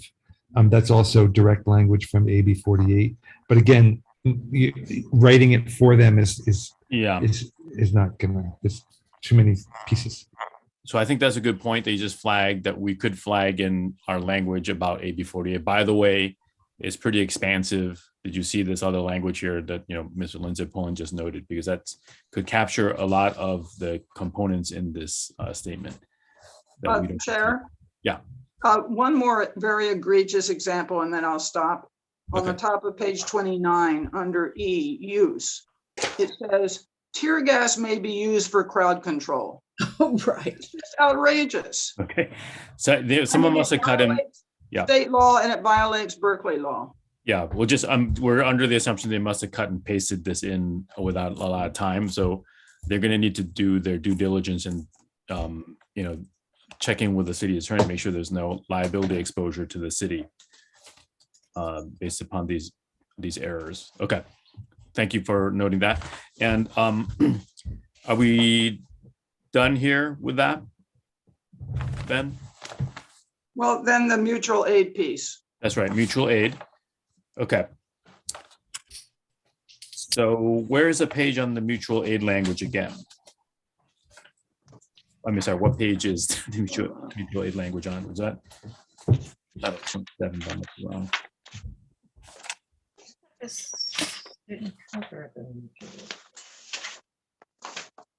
I've got so much paper. Page 129.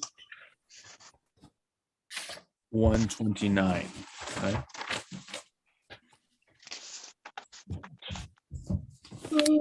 It's 70, 71, A1, D. D. Yes, thank you. So you can just mention that, Chair. Yeah. 771 A1D, referring to mutual aid, needs to be, 71. That's right. And that's what Mr. Lindsay Pullen also flagged for us too. Thank you, Director Lee and Board Member Calavita. 7071 A1D. Okay. So, and Mr. Lindsay Pullen's view was that the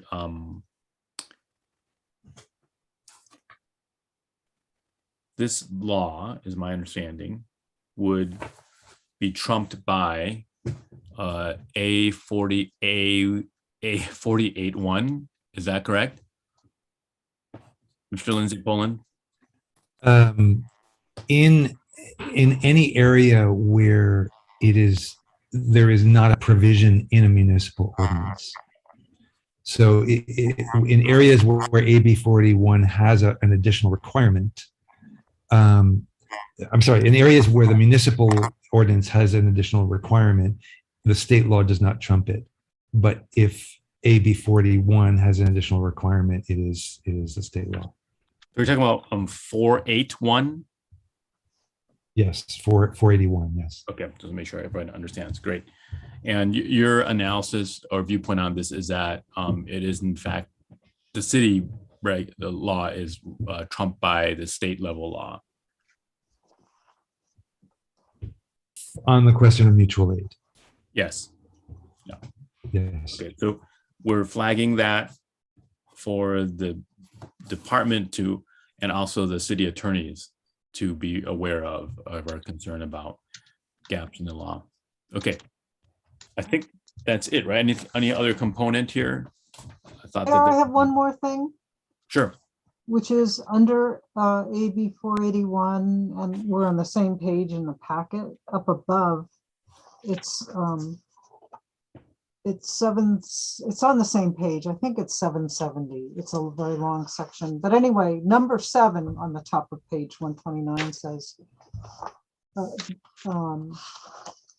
for a law enforcement agency, the procedures by which members of the public can register complaints or concerns or submit questions about the use of each type of military equipment, and how the agency will ensure that each complaint, blah, blah, blah, receives a response in a timely manner.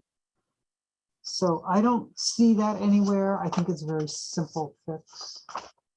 Is that what they're gonna cover in the policy though? Because don't they have to submit a policy as well and they haven't done it? Yeah, Oh, is that part of the policy? Yeah, that's my question. Okay. Would that be included in the policy?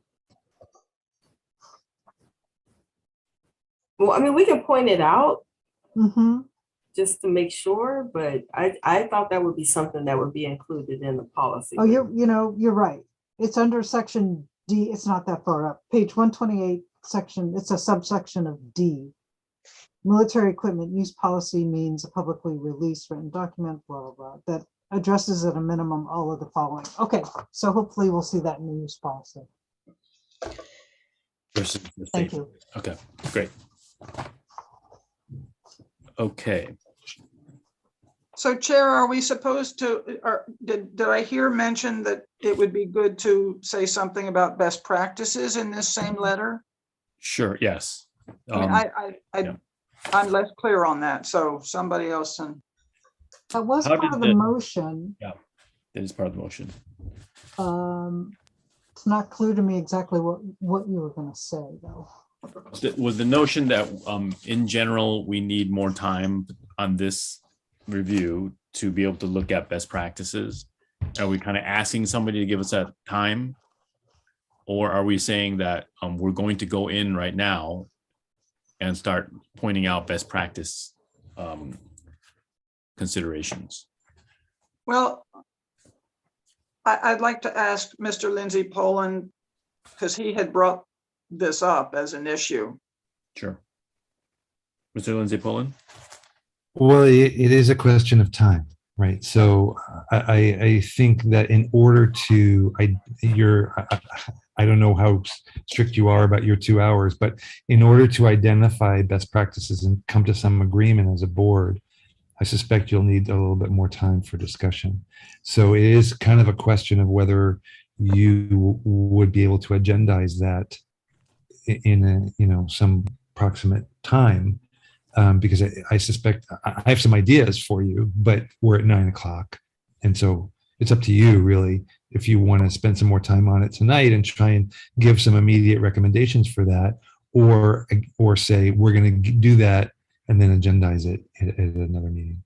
Yeah, that's helpful. And so the first version, it could potentially be just like criterion for best practices that applicable globally across the document, or then otherwise we need to be more specific, which I think may need more agendizing. But we have Board Member Levine, Calavita, and then Vice Chair Mizell. Well, it seems to me if we haven't gotten their use policy, we're hard pressed to make a comment on best practices. Isn't the use of this equipment really tantamount to what their practice is, how they're going to use it, and what restrictions on their use? And 481 seems to address these uses. So in a way, they've cut us in half in terms of how we're supposed to comment. I don't think we can ask for time. We haven't even gotten the use policy to talk about it.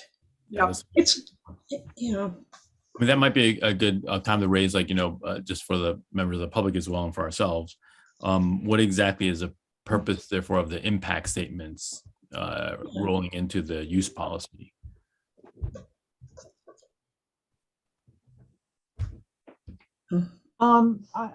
Sorry, I know Board Member Calavita has her hand up, but I think it's important to note, I believe that the department is referring to the Lexipol policies as the use policies. And what we're going to get soon are use reports. So that's a separate requirement under our local ordinance. Use reports, okay. And what's the difference between use reports and use policies? The use report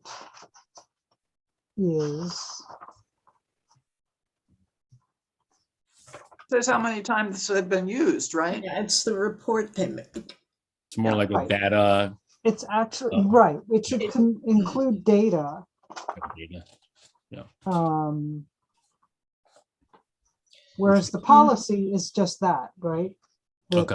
So the Policy is the guidance. The Governs use report how is actually how it has been used. implementation. So is that what we're Data getting? of implementation It's not We get a implementation, report? it's actual use. or use of the weapon. Yeah. It's use of the weapon. So every time The they weapon use itself. that weapon, it has to be reported. So it's So not implementation. it's section 2.100.050, page 122 of the packet, page 6 of the ordinance. It's an annual report Okay. So, on Before. the use of controlled equipment. Okay, great. so Director Lee, have we reviewed those Lexipol policies? use- The That's, Lexipol use policy? well, we've reviewed 300. Um, Well, that's the use of force. Right.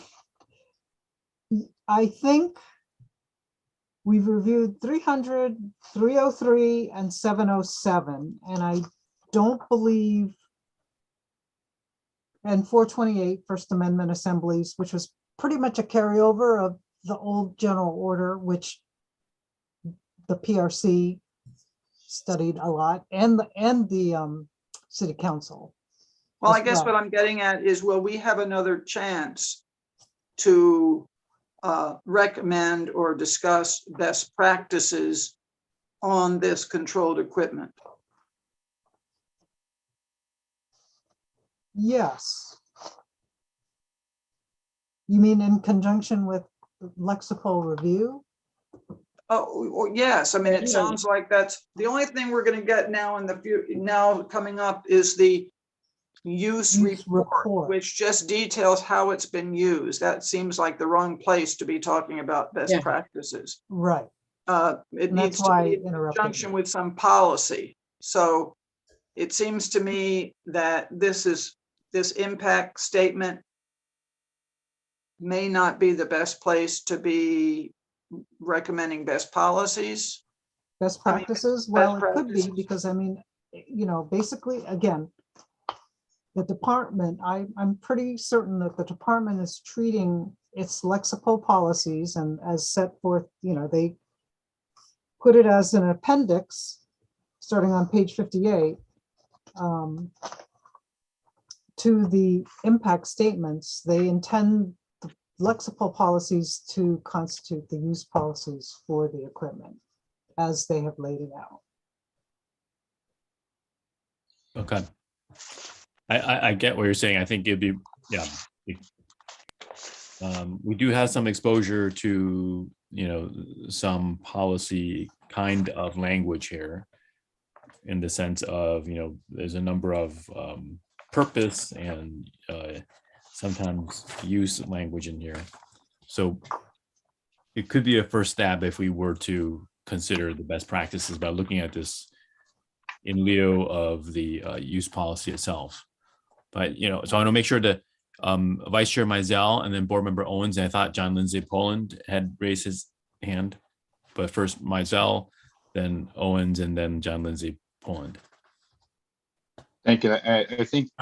Don't forget Board- myself. Oh, yeah, Board Member Ramsey too. Yes. To go back briefly, I apologize, board members. I want to make sure I'm clear on this for y'all and for the public. So on page 119 of the packet, so this is referring to the police equipment and community safety ordinance again, 2.100.40.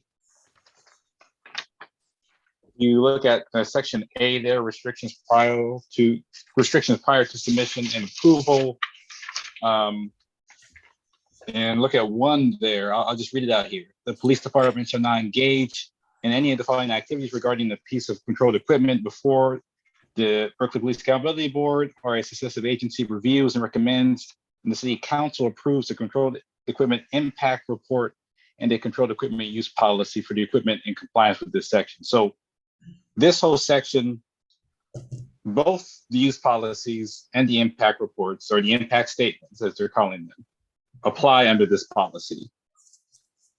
And if we go on slightly farther in the policy, it becomes easier to understand how the 90 days applies to both of those elements. So that's the header for this whole section. Then once you go to letter, let me make sure I get the right letter here. Letter E of that same section, that's where it says Police Accountability Board review required before City Council consideration of approval. That's where we get the failure by the Police Accountability Board within 90 days. That 90-day deadline applies to city staff's ability to proceed to City Council for approval. Now, there is one issue in this policy that I see in section G that makes it more confusing than I think it should be. So that's now on page 122 at the top. It said, so G refers to what would happen basically, right? In this first year, what would the department have to do? So it tells that the department has a year past the approval of the ordinance to submit for approval their controlled impact statements and controlled equipment use policies. Approval there is the one word that is somewhat of an issue, but to me it's very clear, and this was my understanding when the ordinance was passed.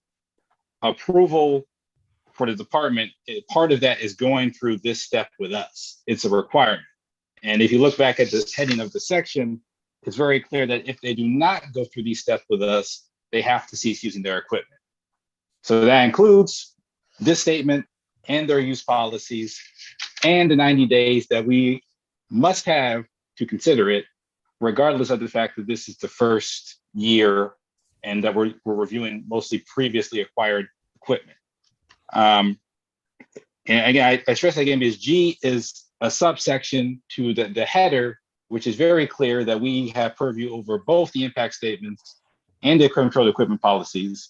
We have 90 days to review it. And that section G, while it refers to what happens in that first year, and it uses the word approval, even if the department says we are submitting for approval by this date, the city staff cannot proceed to approval to city council without our say. To me, it's very clear. There was never, from any discussion I had on the subcommittee level up to city council, there wasn't supposed to be any cop out or way to get out of that process. And I just want to clarify that again. And the reason I'm saying it now is because we should have more time. If we would like to have another meeting to get into more best practices. Yeah. And we should have that time regardless of any department actions, because city council cannot approve the item. To me, it doesn't even look like they can consider it beyond maybe being on a calendar for whenever we get done with our approval process. So that language on page 121 does seem to suggest what you're pointing out, Vice Chair Mizell. That's G, review process for previously acquired equipment. So we do want to be careful of that language there. It's pretty specific. It is there, Chair, but the overall heading and the part before in the section is clear to me, at least, that we have the 90 days. And it doesn't say there in section G that if the department doesn't submit this within a year, or if they do submit it, it gets approved. It suggests to me that they have to begin that process. I wish approval wasn't the word there. I wish it was submission or something else, because it would be clear that it's for us. But the rest of the section clearly heavily states that we have the role in this. We can't be run over. Our 90-day period can't be ignored, because that's one of the main points of this whole ordinance was to make sure that we had time to do this. Okay. And I don't think the department's reading or anyone else's in the city, quite honestly, supersedes that language. So thank you, that's helpful. So this question is going to go directly to the city attorneys, and maybe they will suggest maybe we could propose that they come to us and have that conversation as well. If it's not drafted into a memo, it would help to have an open conversation, and then to kind of have this discussion about it after they've done their initial review, analysis of these sections under E, as Vice Chair Mizell has noted, E, G in particular. Great, thank you. Vice Chair, just bearing in mind time's 9:15 now. So let's try to see if we can wrap this up in like 15 to 30 minutes on the outlier side. But try to do 15 minutes, if not less, and figure out where we're going to go from here. Board Member Ramsey and then Owens. Yeah, I just have one very quick comment. I mean, having reviewed, a ton of Lexipol policies with the PRC and looked at requirements under the law, but then also moved to the quote unquote best practices, I have a hard time analyzing best practices without input from the department. So, I mean, for them sort of giving a rationalization or a justification or explanation for what they actually think is the best practice. The meeting's invitation to engage on the policy and be present. Yeah, I mean, every time we go through a Lexipol policy and review best practices, we have, the sergeant and the captain there explaining why they want to do something. I mean, to me, that starts to get into operations, and at least I know I'm not in a position to tell someone what best practices is, unless, I can listen to some different explanations and think like, oh, that's something that shouldn't fit within Berkeley. But I'm generally not in a position to know what a best practice is from an operational standpoint. No, that's a good point. They're the ones that are going to have to put this into operation. So Director Lee, bearing in mind that we're going to be asking the city attorney with regard to that legal question, but also potential conversation about it. If there's any if they're like, yes, we see the kind of potential outcome here, as Vice Chair Mizell noted, and there's no very specific response. it's probably important to have that conversation with them, but also then to engage with the police department on this, the best practices. Would that be something where we agendize it? Do we have to set a special meeting? That being what? I'm I'm sorry. sorry. A conversation with the city attorney and best practices with the department? Yeah, which don't have to happen in the same meeting, but they're, they kind of function related to one another. Right. I'm sorry, the question was whether we need a special meeting for that? Yeah, or does it just need to be agendized to have that conversation about this set of, statements and also, potentially the use policy, so that we have proper engagement on the issue of best practices? Well, I think a conversation about best practices on all of these use policies is going to take a long time, quite frankly. One way, well, unless you wanted to pick off the policies that already have gone through a lot of vetting by the PRC and the council, which include 300 and 428. And there was already a discussion by the PRC of 303 and on controlled devices and techniques, I believe. And then on the LRADs, that's 707. Right. So the remainder, the remaining policies, I don't think are that long. Okay. So let me jump in here. Sure. Because 303 talks about tear gas and OC spray, which I thought I heard everybody say you can't use in the city of Berkeley. And it's included in 303. So even though 303 has been reviewed, clearly not well. Because in 303, Well, I think 6 talks about tear gas guidelines, and 303.7 talks about OC spray guidelines. 303 was reviewed before the ban, which was June of 2020. So it needs an And the update. date on this is 2018. So it clearly hasn't been updated. So it does seem clear that these policies, they require time, and we do have to have a conversation about best practices while also vetting the potential misalignment with city and state laws, and let alone potentially federal. So, but can we start with the city attorney, number one, with our question and potentially meeting in person, and then 90 days. yeah. Exactly. Okay. I thought I was on mute. That's right. Board Member Calavita. I think it's overreach. I don't know what the word is, but I don't think we need to suggest an in-person conversation with the city attorney about this right now. It seems to me we can just ask that straightforward question in an email and get an answer. Okay, and ask We're and talking maybe about the down time. the line. The timeline, right? Right. The Yeah. timing. Yeah, Okay. we don't need to have a special meeting with him, I don't think, given everything that else is going on. I think that it'd be simple to ask the question and get an answer. Okay, yeah, let's put on the back, the potential meeting in person would be like a back burner, maybe for explanatory purposes if it's necessary. But let's start with the email. Does that make sense, Vice Chair Mizell? Yes, and I would say the most salient question is, when did the timeline actually start? My argument would be it started on the 9th when it was first agendized, but maybe submission means whenever directly received it. But I think the question of whether we have 90 days is clear. I think the question is, when did the 90 days actually start? Okay, so confirmation of 90 days, and number 2, one was a trigger point. And it's important as precedent going forward, looking at other policies, not just this one. Obviously, it applies in other contexts.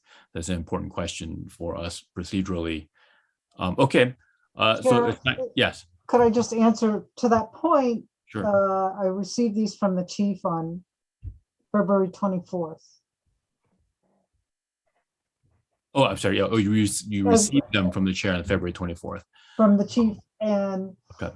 and I believe just from how she wrote it, and I'm sure I forwarded this to you, and you probably don't remember. I don't expect the board members to remember, but the way that she wrote her email, it seems like she said, she highlighted, may I please ask you to forward these materials today to the board as they are time sensitive due to the stated review/recommendation timeline Sure. for PAB and submission timeline for BPD stated in the ordinance. Okay. And so once clarification is does that start the clock, or is it once it's agendized and the PAB has access? I'm suggesting that the chief 24th. believes that she started the clock when she sent it to us. Okay. And then we want to confirm with the city attorneys if that's in fact. She makes reference to a late May meeting, to the May 31st meeting, actually. Okay. So, Okay, great. Thank you. So it is 9:23. I think we should wrap this up now. Are there, in terms of the best practices, it sounds like what we're saying is that it doesn't really make sense to dig through this right now, because it's more effective to do so when there's a use policy. Are we all in agreement with that? Yes. Okay. Yes. And I prefer the departments here at the next time we do this, so we can, ask questions and hear the reason, as Board Member Ramsey said. But yeah, I agree. Some feedback, yeah. And I would assume that they, of course, were always invited, as they always are, but they couldn't make it today. Yeah. Okay. So are there any other comments before we pivot into the next agenda item? I'm trying to find the agenda here. public comment, I think. Or public comment? No, nothing else? Okay, let's go to public comment. And so there seems to be one person, maybe Cordell Hindler. Let me pull up my timer thing again.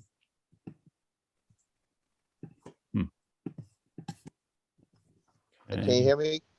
Oh yeah, I'm sorry. Hang on one second. I'm going to start the timer. Okay.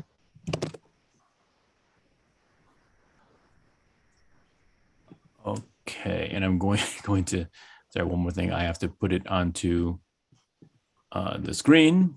Okay. To share my screen. There we go. Where'd it go? Yes. Can you hear me now? Oh, yes.